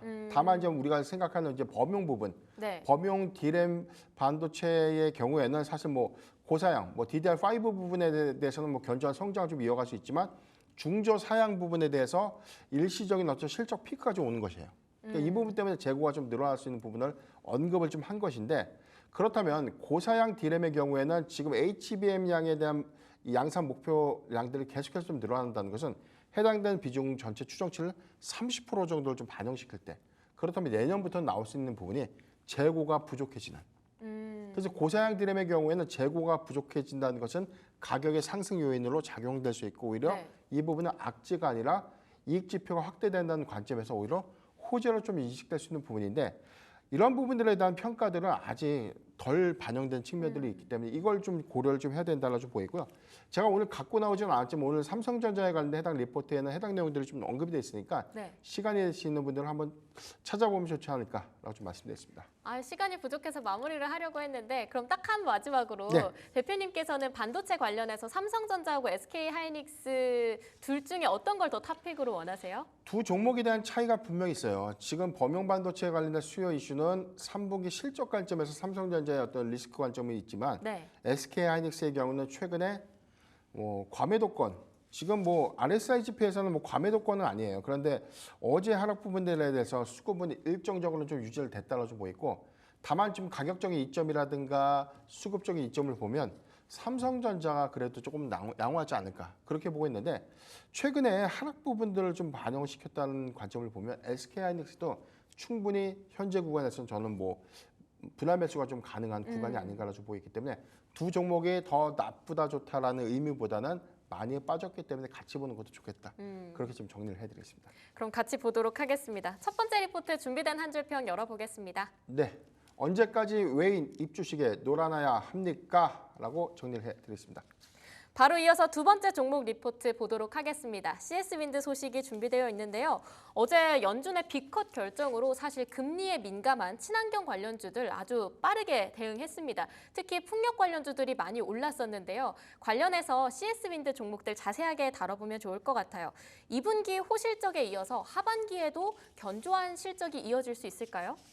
네, 우리가 2분기 CSND가 아마 제가 생각하기에는 2분기 깜짝 호실적의 가장 큰 주인공이 아니었나. 이게 예상하지 못했던 실적 발표가 좀 있었고 네. 이 부분이 주가에 기대 요인을 좀 넘어서 일단 뭐 1분기까지 프로젝트의 어떤 이연이라든가 지연 효과 때문에 뭐 비교적 견고한 수익 기조를 좀 유지했던 이 상부 구조물 부분에 대해서 이익 훼손이 있었거든요. 1분기에. 네. 그런데 2분기에도 지금 뭐 오스테드의 경우에도 풍력타워 관련된 이 프로젝트가 한 2년 정도 좀 지연되는 그런 흐름들. 일부 프로젝트의 부분에 뭐 축소를 하거나 일단 중단을 했던 그런 어떤 경험들을 우리가 좀 고려를 해봤을 때 2분기 과연 좀 장사를 좀 잘했을까라는 의구심이 있었는데 여기서 뭐 매출액과 영업이익 우리가 전망했던 것보다 굉장히 큰 폭의 좀 양호한 수치를 좀 기록했다는 것이죠. 물론 작년도에 워낙 안 좋았던 업황들을 좀 고려했을 때 상승폭이 좀 그만큼 컸기 때문에 굉장히 좀 장사를 좀 잘했던 그런 부분도 있지만 오히려 상반기에 비해서 하반기의 실적의 기대 요인들이 좀 더 크다는 점. 그리고 여기다 해서는 뭐 금리 인하라는 부분들은 단순하게 금리를 내렸다 이 네. 부분보다는 대형 프로젝트가 금리에 굉장히 좀 많은 영향을 좀 받았거든요. 이 부분이 금리 인하를 좀 기점으로 보면 중단됐던 프로젝트가 다시금 재개되거나 확장될 수 있는 가능성 부분들은 오히려 CS인데의 업황에 관련된 추세 전환적으로 좀 작용될 수 있는 긍정적인 이점이 아닌가라 좀 보이고 2분기 실적을 보면 매출액이 106.4%, 영업이익이 211%가 좀 증가됐던 수치. 이 부분은 굉장히 좀 장사를 잘했네라 좀 보지만 작년 업황 대비에 대한 큰 폭의 어떤 성장률은 2분기에 그나마 실적을 크게 좀 확장시켰던 평가라고 좀 우리가 보는 게 맞을 것 같고 다만 상반기에 실적 기조를 이끌었던 부분들은 풍력 타워 부분, 그러니까 상부 구조물과 타워로 좀 연결되는 부분들 이 부분이 관련된 이익은 굉장히 크게 좀 개선됐던 측면들이 있었는데 하부 구조물이에요. 작년에 이 덴마크의 이 하부 구조물 전문 기업 블라트 인수하고 난 이후에 오히려 이 인수 시너지가 좀 덜 반영됐다라는 그런 우려감들이 있었지만 2분기까지에 관련된 수익 지표가 일부 훼손이 됐지만 적자 폭을 좀 많이 축소를 좀 했었고요. 이 부분은 하반기로 갈수록 오히려 이익 지표가 크게 개선될 수 있는 어떤 기대감으로 좀 작용될 수 있는 긍정적인 측면이 아닌가라고 좀 보고 있습니다. 일단 내용을 좀 보면요. 여기도 나와 있는데 해상풍력의 하부 구조물 판가를 인상한 데 이어서 2025년도 미국향의 타워 판가도 인상에 합의한 것으로 파악됐다. 이 부분은 뭐냐면 상부 구조물의 경우에는 계속해서 그래도 비교적 단가를 좀 잘 받고 있었어요. 그런데 프로젝트가 이연되고 계속해서 공사가 지연되다 보니까 단가에 대한 압력 조정이 있죠. 네. 이 부분이 상부 구조물 부분에서 비교적 견고했는데 하부 구조물에서는 이익 훼손으로 좀 작용했던 부분을 오히려 판가 인상을 기점으로 보면 수익성이 개선될 수 있는 여지를 확인하는 셈이다라고 좀 이야기를 하는 것이고요. 네. 2025년 미국 타워 수요의 물량이 증가가 크고 터빈 수주의 가격도 높아진 것으로 반영된 결과다라고 좀 이야기를 하고 있는데 일단은 풍력 타워의 경우에는 안정적인 프로젝트 하에서 이 기자재 물량들이 계속해서 좀 공급되는 부분들 이 부분은 실적이 계속해서 좀 확장되고 여기 관련된 이익성들이 개선되는 부분들인데 나가지 않으면 만들어놨기 때문에 고정비가 발생되니 이익이 감소될 수밖에 없는 요인이죠. 그러니까 이런 것들을 고려해 보면 순차적으로 하반기에 프로젝트에 대한 공급량들이 좀 더 증가될 수 있다라고 좀 언급을 하고요. 내용을 보면 2025년도 해상풍력 하부 구조물과 미국 타워의 매출과 영업이익은 각각 60% 그리고 80% 이상으로 중요도가 좀 높다라고 좀 언급을 했기 때문에 북미 시장에 대한 어떤 기조 부분 이 부분은 뭐 이후에 아직 뭐 확정되지는 않지만 해리스 현 부통령이 네. 만약에 대선에서 좀 승리를 할 경우에 오히려 정책 수혜에 관해서도 오히려 신재생 에너지에 관련된 어떤 정책 기조 확장 이 부분은 오히려 실적의 확장성과 연동해서 볼 수 있는 포인트가 아닌가 그렇게 좀 말씀드리겠습니다. 어찌 보면 북미 시장과 관련해서 지금 이익을 개선할 만한 파이프라인들이 많으니까 저희가 그런 부분들을 좀 집중해서 보면 좋을 것 같은데요. 한 가지 궁금한 게 있는데 네. 제가 주가 추이를 보니까 5거래일 연속 상승했고 어제만 5% 넘는 네네. 급등세를 그렸어요. 그러면 CS윈드에 관심은 가질만 한데 지금은 매수 타이밍으로 잡긴 조금 불안하지 않을까요? 지금 사실 뭐 특히나 이제 한 가지 악재 아닌 악재가 미국의 대선 불확실성. 그러니까 사실 미국의 대선 불확실성 때문에 주가가 크게 좀 조정받았던 이유가 있고요. 두 번째는 고금리 기조가 장기화됨에 따라서 풍력 프로젝트가 좀 중단되거나 축소되는 그런 영향들이 사이클의 우려감으로도 작용했던 그런 측면들이 있었고 오히려 그런 부분들이 최근에 해리스 부통령의 어떤 선전 효과 때문에 그런 업황의 어떤 우려감들이 좀 완화됐던 기조 안에서 오히려 수급이 좀 확대되지 않았나라고 보이고 두 번째는 고금리 기조 역시도 지금 기준금리에 대한 0.5포인트 인하 이거는 사실 단기적 성과보다는 중장기 관점에서 오히려 프로젝트의 어떤 연동성들이 계속해서 좀 더 오히려 좀 확장될 수 있는 요인들 이 부분과 좀 결을 좀 같이 하지 않을까라고 보고 있기 때문에 불확실성이 완화되는 구간이기 때문에 현재는 주가는 좀 좋아진 것은 맞지만 그래도 상승보다는 저는 조정시 매수. 네. 그러니까 지금 따라가는 구간이 좀 리스크하다 이 부분은 아니에요. 왜냐하면 지금 현재 매출 구조라든가 실적 기조라든가 하반기 그리고 내년도 기대 요인들을 봤을 때는 저는 CS윈드가 굉장히 좀 저평가되어 있다라고 좀 판단하고 있기 때문에 관심은 가져야 되는 구간이 맞는데 올라갈 때보다는 좀 쉬어가는 구간에 우리가 매수하는 것이 맞겠다라고 좀 보이고요.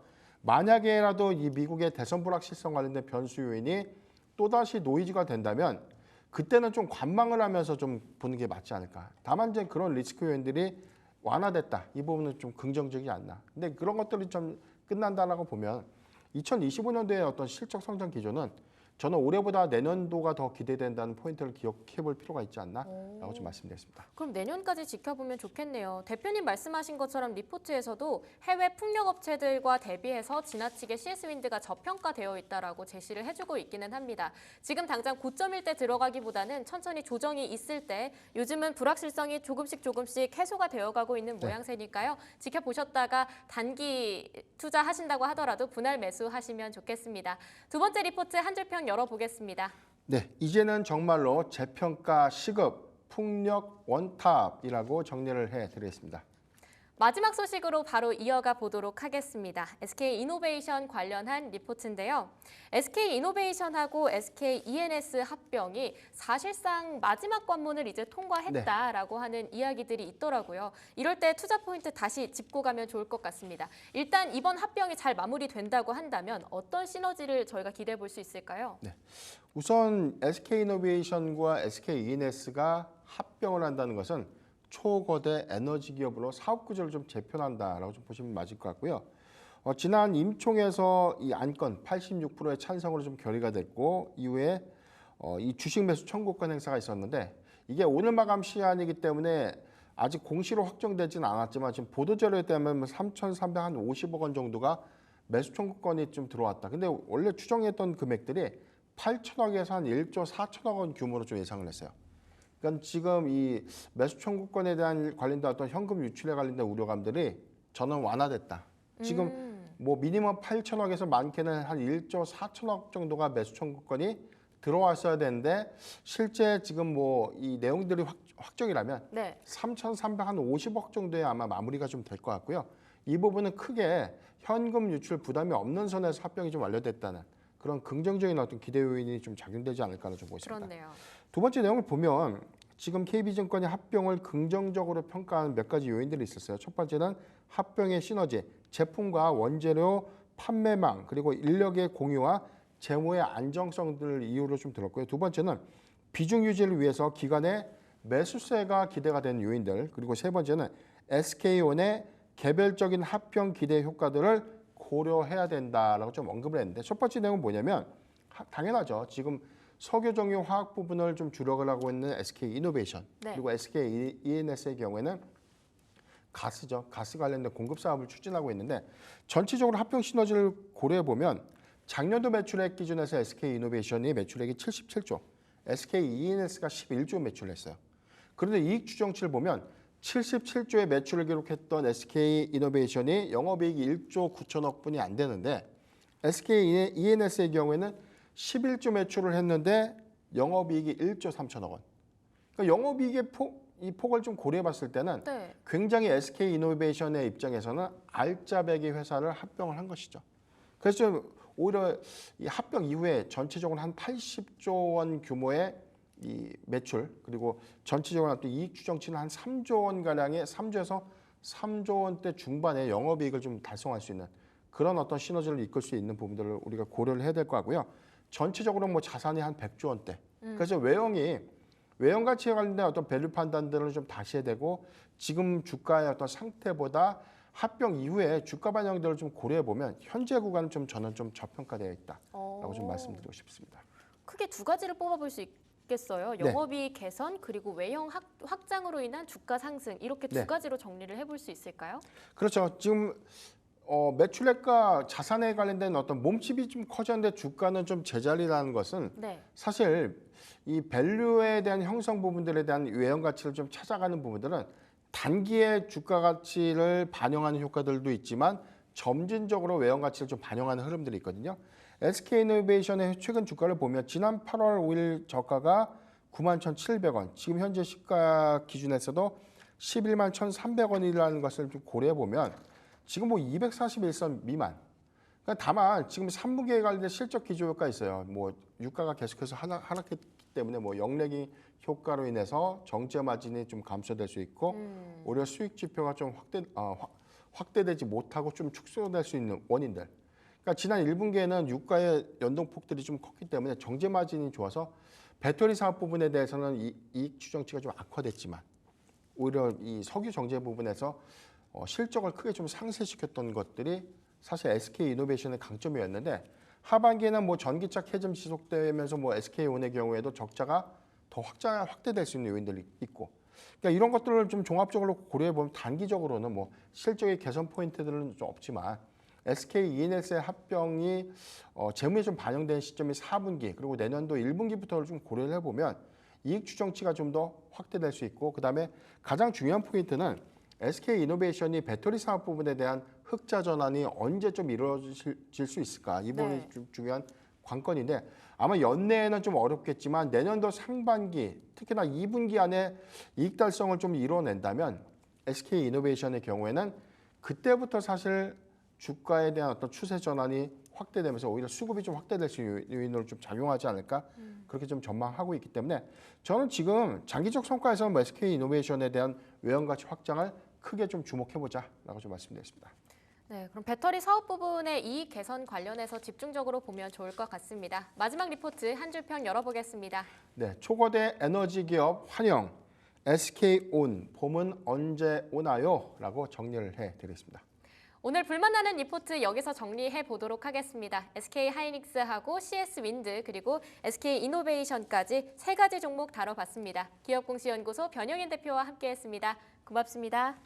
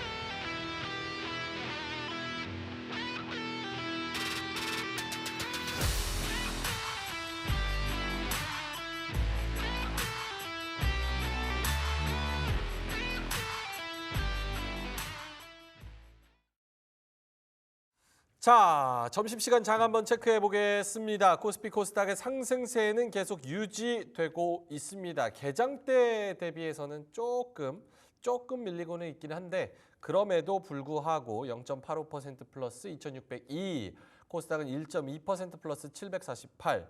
역시나 개별적으로 봤을 때는 코스닥이 조금 더 강한 것 같습니다. 코스닥에 들어있는 2차 전지, 제약바이오, 그리고 반도체 소부장 이렇게 다 오르면서 코스닥이 조금 더 힘을 내주고 있고요. 여기에 화장품까지 같이 그런 겹친 그런 상승세를 좀 보여주고 있습니다. 코스피는 삼성전자 하이닉스가 상승폭을 조금 내주고 있는 그런 상황이에요. 삼성전자가 0.8% 오르고 있기 때문에 이런 부분에서 코스피가 조금 더 상승폭을 반납하고 있지 않나 이런 생각이 듭니다. 자, 그러면 두 분께 한번 여쭤보도록 하겠습니다. 오로라 투자자문의 유창희 본부장님, AJ 인베스트먼트 이재규 대표님 나오셨습니다. 어서 오세요. 안녕하십니까. 오늘 장 흐름 일단은 다음 주는 또 9월의 마지막 주 플러스 민주당의 금투세 논의가 있는 그런 상황이고 오늘 금요일 또 오늘 미국장은 내마녀의 날이 진행이 되기 때문에 여러 가지 변수가 조금 남아있는 상황인 것 같습니다. 그럼에도 불구하고 지금 일본 시장, 미국 시장 상승분 니케이는 2% 넘게 가고 있고 미국 시장에서는 필라델피아 반도체 지수가 3, 4% 이상 오른 거. 이런 거 생각했을 때는 좀 아쉽다는 생각도 들긴 합니다. 유창희 대표님은 어떻게 생각하시는지? 아쉬울 게 전혀 없죠. 아쉬울 게 없다. 네, 우리나라 증시도 주가 지수만 보면은 뭐야 이거 하실 수 있어요. 네. 근데 사실은 어제 오늘 합쳐서 코스피 한 3% 오른 거고요. 코스닥은 4% 오른 겁니다. 맞아요. 그러니까 왜냐하면 하이닉스 삼성전자가 어저께 잡아먹은 게 1%에서 1.2%입니다. 주가 지수만 따진다라면. 그래서 삼성전자 하이닉스를 안 가지고 계신 분들이라면 지금 체감 지수는 나쁘지 않다 생각하고 있고 하이닉스는 사실은 어저께 하락한 거 다 되돌려놨죠. 어저께 최저점 대비해서 10% 올라온 것이기 때문에 다만 삼성전자는 되돌리지 못한 부분들이기 때문에 사실 시장은 지금 미국 어저께 나스닥 3% 오르고 S&P 2% 오르고 일본 이틀 연속 한 4% 오른다고 해서 우리나라 시장 왜 이 모양이냐라고 말할 정도는 아니다 판단하고 있습니다. 그러니까 확실히 하이닉스 삼성전자가 큰형님답지 않게 시장을 좀 소위 말아먹었다. 네. 그리고 근데 나머지- 먹었다라기보다는 제가 지난주 금요일에 말씀드렸잖아요. 수급 공백이 발생하고 있다. 수급 공백. 네, 무슨 말이냐면 신용 잔고 줄어들고 있고 근데 반면에 개인 투자자들은 엄청나게 주식을 사고 있는데 다 삼성전자 하이닉스에만 집중되어 있다. 그러면 다른 쪽은 지금 수급 공백이 발생되어 있기 때문에 그렇죠. 여기에 대한 어떤 순환매 우리가 기대해보자고 말씀드렸는데 그런 모습이 지금도 이어지고 있지 않나 판단하고 있습니다. 알겠습니다. 이재규 대표님도 뭐 의견은 크게 다르지 않을 것 같습니다.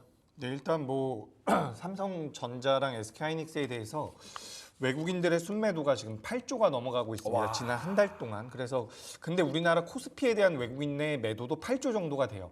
그러니까 두 기업에 대해서 계속해서 매도를 하고 있다라는 부분이죠. 그래서 우리가 이제 반도체 소부장은 아직까지는 안 좋은 모습을 보이고 있는 건 맞는데 오늘은 반등을 하고 있지만 전반적으로 이제 반도체 쪽이 안 좋은 부분인데 삼성전자와 SK하이닉스가 여기서 어느 정도 하반 경직을 보여준다라고 한다면 다른 종목들 같은 경우는 반등이 이어질 가능성이 높다라고 보고 있습니다. 그러니까 반도체가 더 밀리지 않는다라고 한다면 다른 종목군들 같은 경우는 주가 흐름이 오히려 나쁘지 않을 수도 있다라고 저는 생각을 하고 있거든요.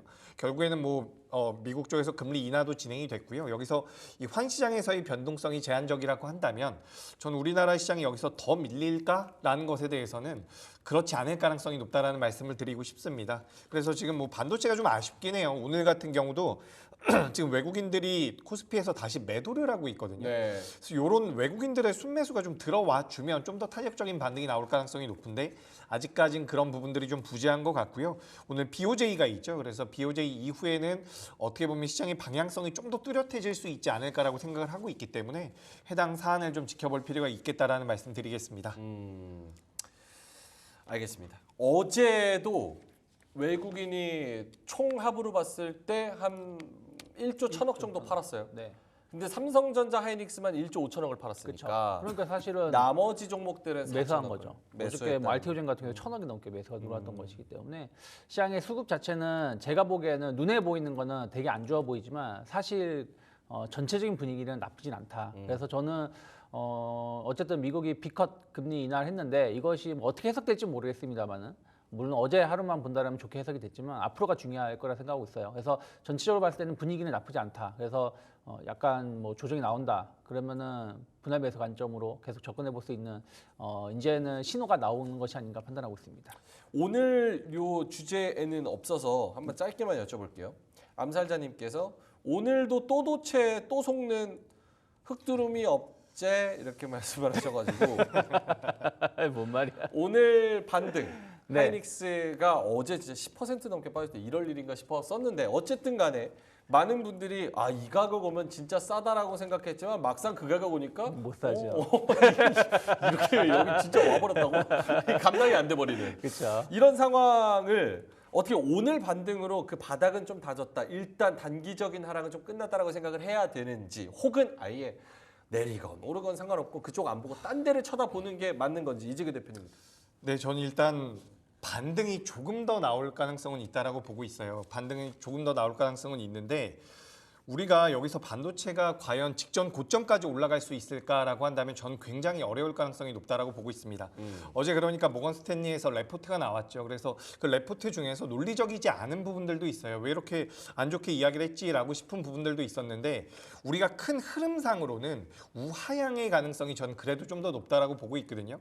그래서 지금 단기적으로는 SK하이닉스 기준으로 10% 정도의 추가 반등 가능성은 있다라고 보지만 추세적인 우상향 가능성은 좀 낮다라고 생각을 하고 있습니다.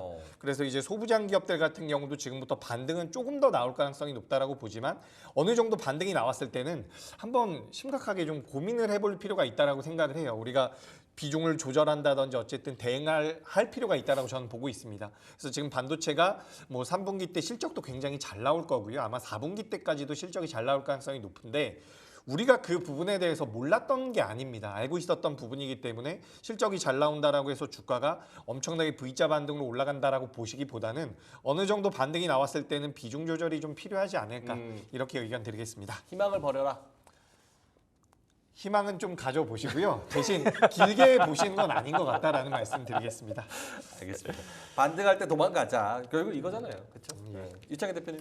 네, 근데 일단은 저도 비슷한 생각이에요. 그러니까 주도주로 복귀는 쉽진 않다, 당장은 생각하고 있고 저는 그래서 계속 말씀드린 게 만약에 반도체를 접근한다라면 하이닉스 하나만 보자라고 말씀드렸고 지금도 그 뷰는 틀리지 않았습니다.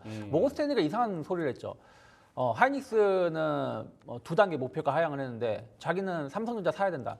저는 삼성전자 사면 안 된다고 생각하고 있거든요. 뭐 HBM3 공급도 못하고 있는데 그렇기 때문에 저는 그 의견에 반대를 하고 있고요. 또 하나는 아까 말씀하신 것처럼 HBM3는 주문형 제품이에요. 주문형 제품은 뭐냐면 가격을 이미 정해놓고 주문을 하는 겁니다. 근데 하이닉스는 이미 2년치 계약을 끝났다고 했어요. 그러면 나머지 뭐 마이크론이라는 삼성전자 가격 압박을 받는 것이지 삼성전자 가격 압박을 받는 건 전 제한적이다. 물론 그 계약이 끝난 다음에는 모르겠지만 그래서 그런 것을 감안해가지고 지금 미리 가격을 하락시킨다?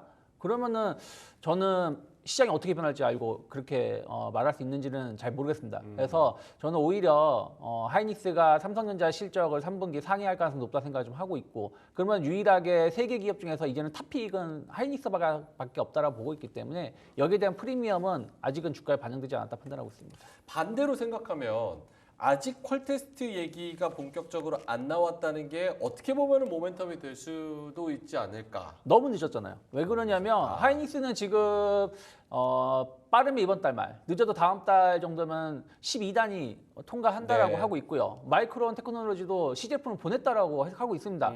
삼성전자는 혼자서 우린 둘 다 동시에 할 건데 본인 생각이죠. 예.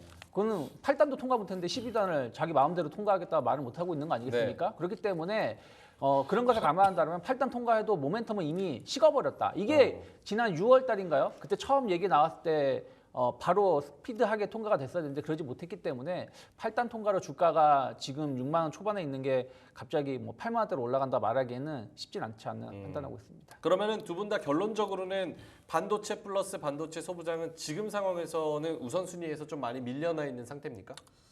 저는 개인적으로 그렇습니다. 근데 지금 SK하이닉스가 고점이 7월 11일 날 25만 원대예요. 근데 지금 현재 주가가 15만 원이니까 단기적으로 40% 정도가 하락을 한 거거든요. 그렇죠. 그래서 반도체가 사실상 더 빠진다라고 말씀드리기가 어려운 게 단기적인 반등은 나올 가능성이 높습니다.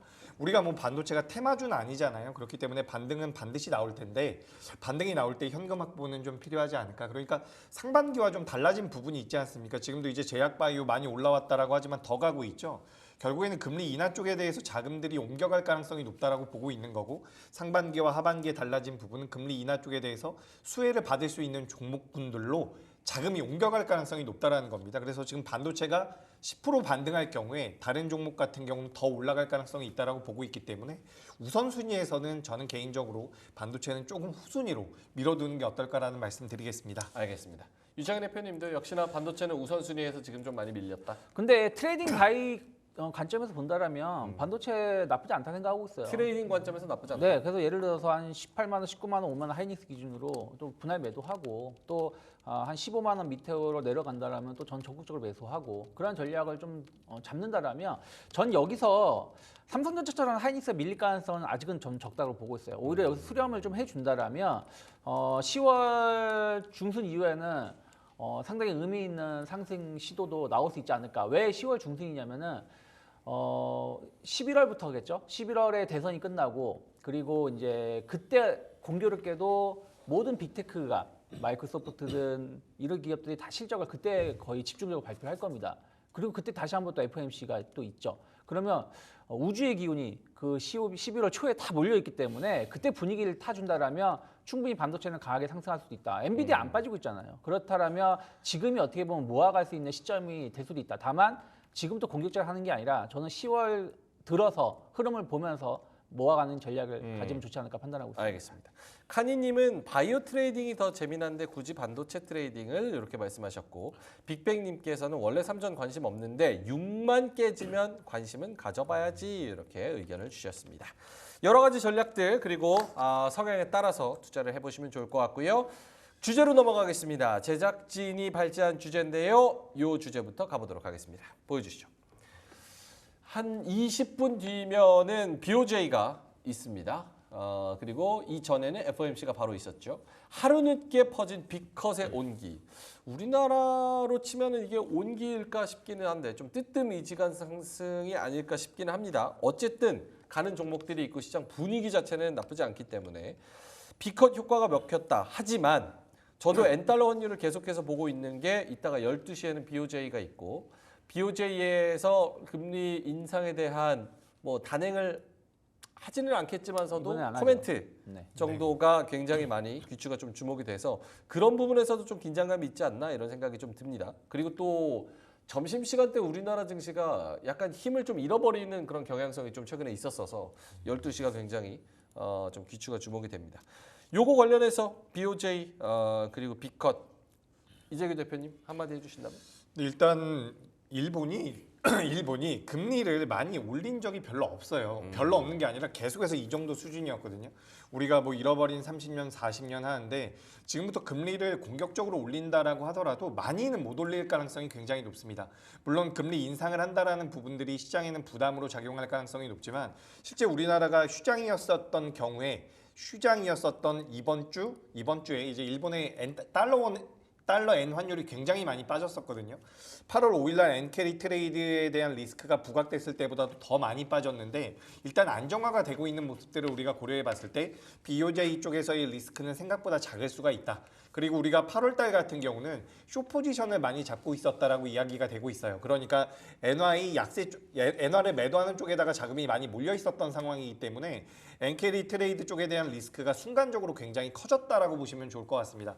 물론 지금도 계속해서 이 추이 자체는 좀 살펴봐야겠지만 8월 달 같은 충격은 없지 않을까라고 생각을 하고 있기 때문에 지금부터 이제 우리나라 시장 기준으로는 환율이 달러 엔 환율도 마찬가지고요. 달러 원 환율 같은 경우도 어느 정도 안정화되는 모습을 보이지 않을까라고 생각을 하고 있기 때문에 이런 환시장에서의 변동성 축소가 이뤄진다라고 한다면 저는 우리 시장에도 자금이 들어올 가능성이 있다라고 보고 있습니다. 그래서 BOJ 쪽에서 어떤 내용이 나오면서 뭐 시장의 변동성이 좀 커질 수가 있겠지만 중요한 건 이거예요. 금리 인상을 하더라도 많이 못할 가능성이 높다라는 거죠. 왜냐하면 지난 30년, 40년 동안 그래 왔기 때문에 그렇기 때문에 이 부분 참고하시면 될 것 같습니다. 알겠습니다. 유창희 대표님도 네, 일단은 오늘 동결 가능성이 높죠. 왜냐하면 이제 총리 선거가 앞둔 상황에서 뭐 과격한 어떤 행동을 취하지는 않을 거다. 다만 10월달 인상 가능성을 조금 높게 좀 시장은 평가하고 있는 것이고, 저는 의외로 일본이 여기서 만약에 금리 인상 기조가 잡힌다라면 저는 조금 높게, 그러니까 내년까지 본다라면 뭐 2%대까지 또 상승 가능성도 열어놓을 수도 있지 않을까 판단을 좀 하고 있어요. 그래서 과거의 일본하고 현재 일본은 좀 변화가 되고 있는 부분들이 좀 있기 때문에 그 부분은 지금 당장은 아니지만 좀 앞으로 좀 체크해야 된다 생각하고 있고, 총리 선거에 대한 어떤 이슈를 본다라면 이번 BOJ는 그냥 큰 어떤 반전 없는 회의가 되지 않을까 판단하고 있습니다. 아니 그러면 지금 분위기를 한번 정리를 하고 가야 되긴 정리를 네. 하고 가야 돼요. 왜냐하면 추석 연휴 놀고 왔더니만 이게 너무 막 이것저것 쏟아져서 어제는 정신이 없더라고요. 네. 비컷 했는데 이게 좋은 건지 나쁜 건지 미국 증시도 헷갈리고 거기다가 갑자기 모건 스탠리가 저 반도체 리포트 내면서 하이닉스 후려치니까 진짠가 아닌가 이것도 헷갈리고 네. 플러스 금투세 얘기하니까 된다 안 된다 갑자기 최고위원 누구 한 명 나와가지고 또 3년 유예해야 된다 24일에 회의한다 이러니까 되는 건지 안 되는 건지 이것도 모르겠고 이래서 분위기를 한번 정리를 하고 가자면 일단 BOJ에서 동결하고 그런 인상에 대한 커멘트 원래 이전에 나왔던 것처럼 하면 그러면 다음 주는 좀 오를 수 있는 모든 것이 좀 안정화되고 갈 수 있는 환경이 만들어지는 겁니까? 가야죠. 가야 된다라고 생각을 하는 게 방금 전에 말씀하셨던 내용들이 어쨌든 불확실성으로 지금 시장에 작용을 했다라고 보실 수가 있는데 그런 불확실성이 많이 수면 아래로 가라앉는다라는 것은 저는 긍정적이라는 말씀을 드리고 싶고 지금 새벽에 마감된 미증시 보시면 아시겠지만 S&P 500이라든지 다우라든지 굉장히 좋습니다. 근데 그런 과정에서 우리나라 종합주가지수가 삼성전자와 SK하이닉스의 영향이었다라고 하더라도 지금 주가의 레벨 자체가 굉장히 낮다라고 생각을 하고 있어요. 근데 여기에서 우리가 생각을 해볼 부분은 미국에서 비컷을 하지 않았습니까? 근데 미국에서 비컷을 하고 나서 우리 환율이라든지 달러엔 같은 경우도 변동성이 많이 제한적이었어요. 그렇다라는 것은 우리가 뭐 예전에 걱정을 했었던 경기 침체로 들어갈 가능성은 굉장히 낮다라는 거거든요. 그렇다라는 부분에서 생각을 해봤을 때 우리나라 시장이 갑자기 급격하게 추가적으로 하락을 할 것인가? 그럴 가능성은 저는 굉장히 낮다라고 보고 있습니다. 변동성이 줄어들 가능성이 높다라고 보고 있거든요. 변동성이 줄어들면서 외국인들이 우리나라 삼성전자나 SK하이닉스에 대한 매도만 어느 정도 제한적으로 줄여준다라고 한다면 저는 우리 시장은 여기서 저점대를 잡고서 반등을 좀 더 이어갈 수 있지 않을까 이렇게 생각하고 있습니다.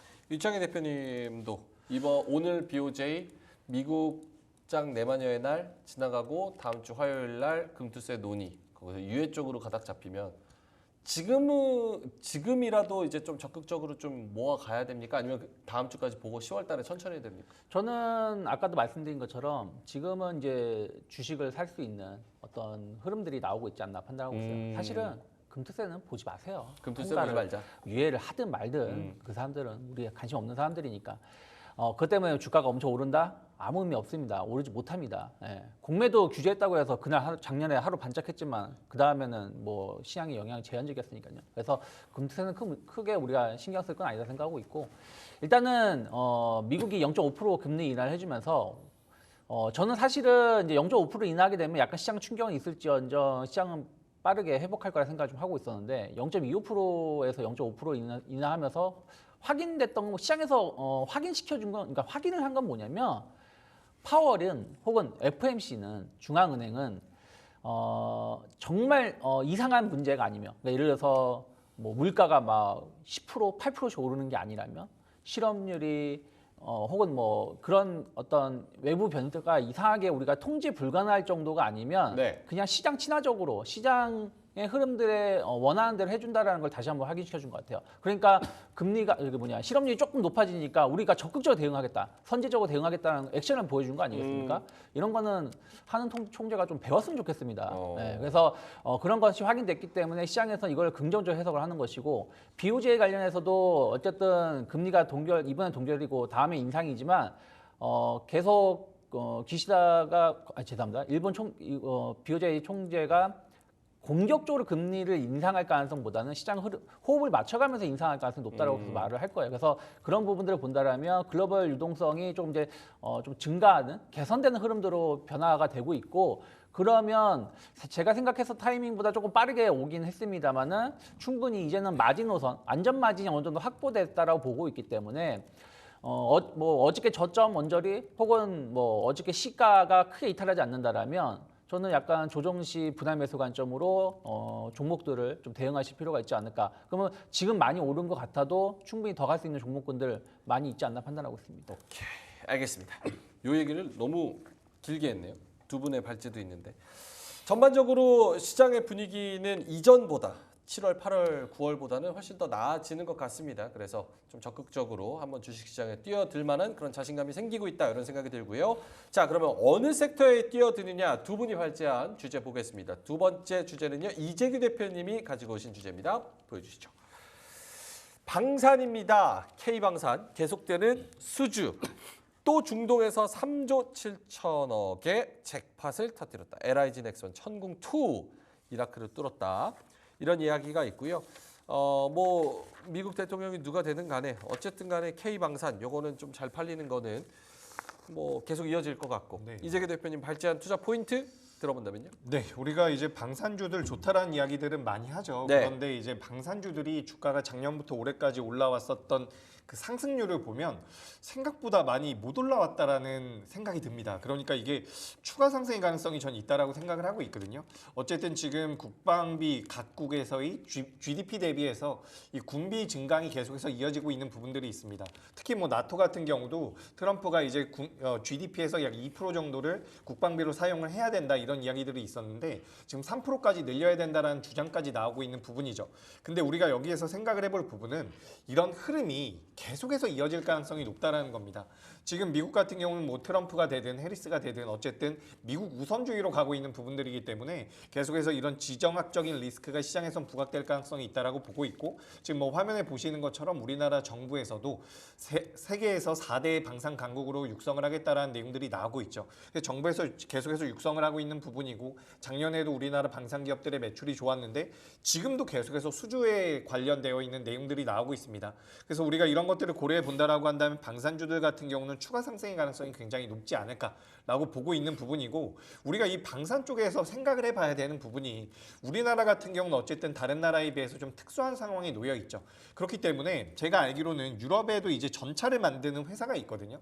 유럽에서 전차를 만드는 대표적인 회사가 있는데 기업이 있는데 그 기업 같은 경우는 한 달에 2대 정도, 2대 연간에 한 40대 정도의 전차를 생산할 수밖에 없다라고 이야기가 되고 있어요. 그러니까 이 만드는 속도 자체가 굉장히 느리다는 거죠. 근데 우리나라 같은 경우는 특수한 상황, 북한과의 이런 대립 관계가 놓여져 있는 부분이기 때문에 다른 나라 국가들에 비해서 가성비로도 굉장히 뛰어나지만 납기를 맞추는 데 있어서도 굉장히 큰 메리트가 있다라고 합니다. 그래서 그런 부분들이 지금은 뭐 유럽 쪽이라든지 지금 중동 쪽에서도 계속해서 수주가 나오고 있는 부분들이 있는데 중동 같은 경우도 우리가 화약고라고 표현을 할 만큼 여기 지금 GDP 대비해서 거의 4% 정도를 국방비로 사용을 하고 있다라고 이야기가 되고 있어요. 그러니까 이런 쪽에서 우리나라 무기들이 수출을 하기 시작한다라고 한다면 이런 부분들은 계속해서 이 방산 섹터에 대한 메리트가 될 수 있지 않을까라고 보고 있고 추가적으로 이제 공산국가에도 수출을 하기 시작했다라고 이야기가 되고 있거든요.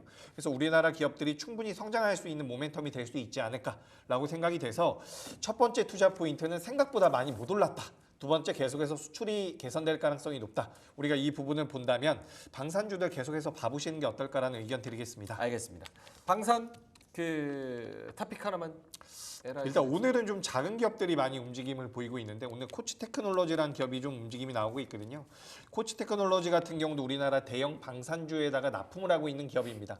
근데 오늘은 이제 좀 작은 기업들이 움직임을 보이고 있기 때문에 이제 주가의 수익률적인 측면에서는 코치 테크놀로지 좀 눈여겨보시는 게 어떨까 말씀드리겠습니다. 코츠 테크놀로지. 예, 맞습니다. 코츠 테크놀로지. 알겠습니다. 시간이 그렇게 많이 없어서 바로 세 번째 발제로 넘어갈게요. 방산 봤고요. 유창희 본부장님은 또 다른 걸 가지고 오셨습니다. 어떤 섹터 바라봐야 되는지 유창희 본부장님의 픽은 무엇인지 세 번째 주제 보여주시죠. 조선입니다. 슈퍼사이클 바람 타고 가는 조선주. 유창희 대표님 이야기를 들어본다면 조선. 일단은 뭐 신조선가가 계속해서 신고가 행진을 보여주고 있죠. 올해 역사 최고치를 갱신할 가능성이 높다 생각하고 있는데 그 이유는 건조 주문이 물밀듯이 들어오고 있다라는 거예요. 일단은 뭐 다들 아시겠지만 친환경 선박 교체 수요가 나오고 있는 부분들이 있고요. 두 번째는 배가 보통 25년, 30년 정도 사용한다고 합니다. 그러면 이 연한이 거의 끝나가는 배들이 많이 있어요. 그러면 그 배를 없애기 전에 미리 주문해서 받아야 되겠죠. 그래서 그 주문이 또 계속 물밑에 들어오고 있다 보니까 수주에 대한 어떤 걱정은 너무 하지 않아도 된다 생각을 좀 하고 있고요. 뭐 그러다 보니까 예를 들어서 뭐 LNG선 같은 경우도 2020년 12월보다도 한 40% 가격이 상승해 있는 상황이고 컨테이너선 같은 경우 사실 우리나라 컨테이너 수준은 별로 하지 않았는데 올해 상당히 많이 하고 있죠. 근데 컨테이너선 같은 경우도 그 3년 전 대비해서 한 90% 정도 올라와 있다고 합니다. 그러니까 예전만큼 예전보다 가격이 올라오니까 수익성이 좋아서 수주를 하고 있다라고 보시면 될 것 같고요. 뭐 최근에 나온 뉴스 보면은 중국에서 기업이 2개의 회사가 합병을 한다. 그러면 우리나라 기업에 영향이 미치지 않겠냐? 이런 얘기가 나오고 있는데 오히려 M&A 한 다음에 그 회사들이 저가 수주 하려고 할까요? 오히려 정상적인 수주를 할 가능성이 높다 생각을 좀 하고 있습니다. 그래서 그런 것들을 감안한다라면 시장은 계속해서 긍정적인 모습을 보여줄 수 있다 생각을 좀 하고 있고요. 주가는 그동안 어떻게 보면은 많이 못 갔어요. 그런데 사실은 시장이 엄청 안 좋았죠. 7월 17일, 16일 그때부터 주가가 본격적인 하락을 한 상황에서 다른 기업들하고 비교해 본다라면 바이오주들은 신고가를 내고 있고요. 그리고 조선은 딱 그 정도 수준까지 일정 부분 조정 나오고 지금 반등을 주고 있다라고 보고 있어요. 그러니까 시장 대비해서 나쁘지 않다 보고 있고요. 또 올해 조선주들의 패턴을 본다라면 실적 발표하기 전까지는 그렇게 좋은 모습을 보여주지 못해요. 하지만 실적 시즌에 들어가면서부터 주가가 먼저 움직여주는 모습이기 때문에 그 움직였던 모습이 보여줬기 때문에 이제 9월 말이기 때문에 이제부터는 슬슬 접근해 볼 수 있는 위치가 아닐까 생각을 좀 하고 있습니다.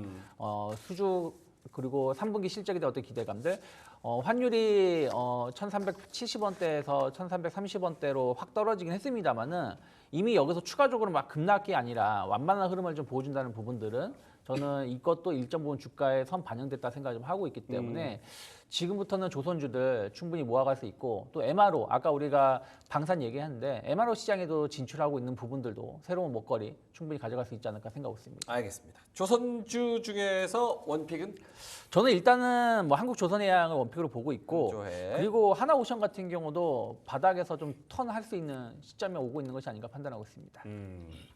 알겠습니다. 한국조선해양 이 조선주에서 원픽으로 꼽으셨고요. 그리고 방산 쪽에서는 코츠 테크놀로지 이렇게 말씀을 해주셨습니다.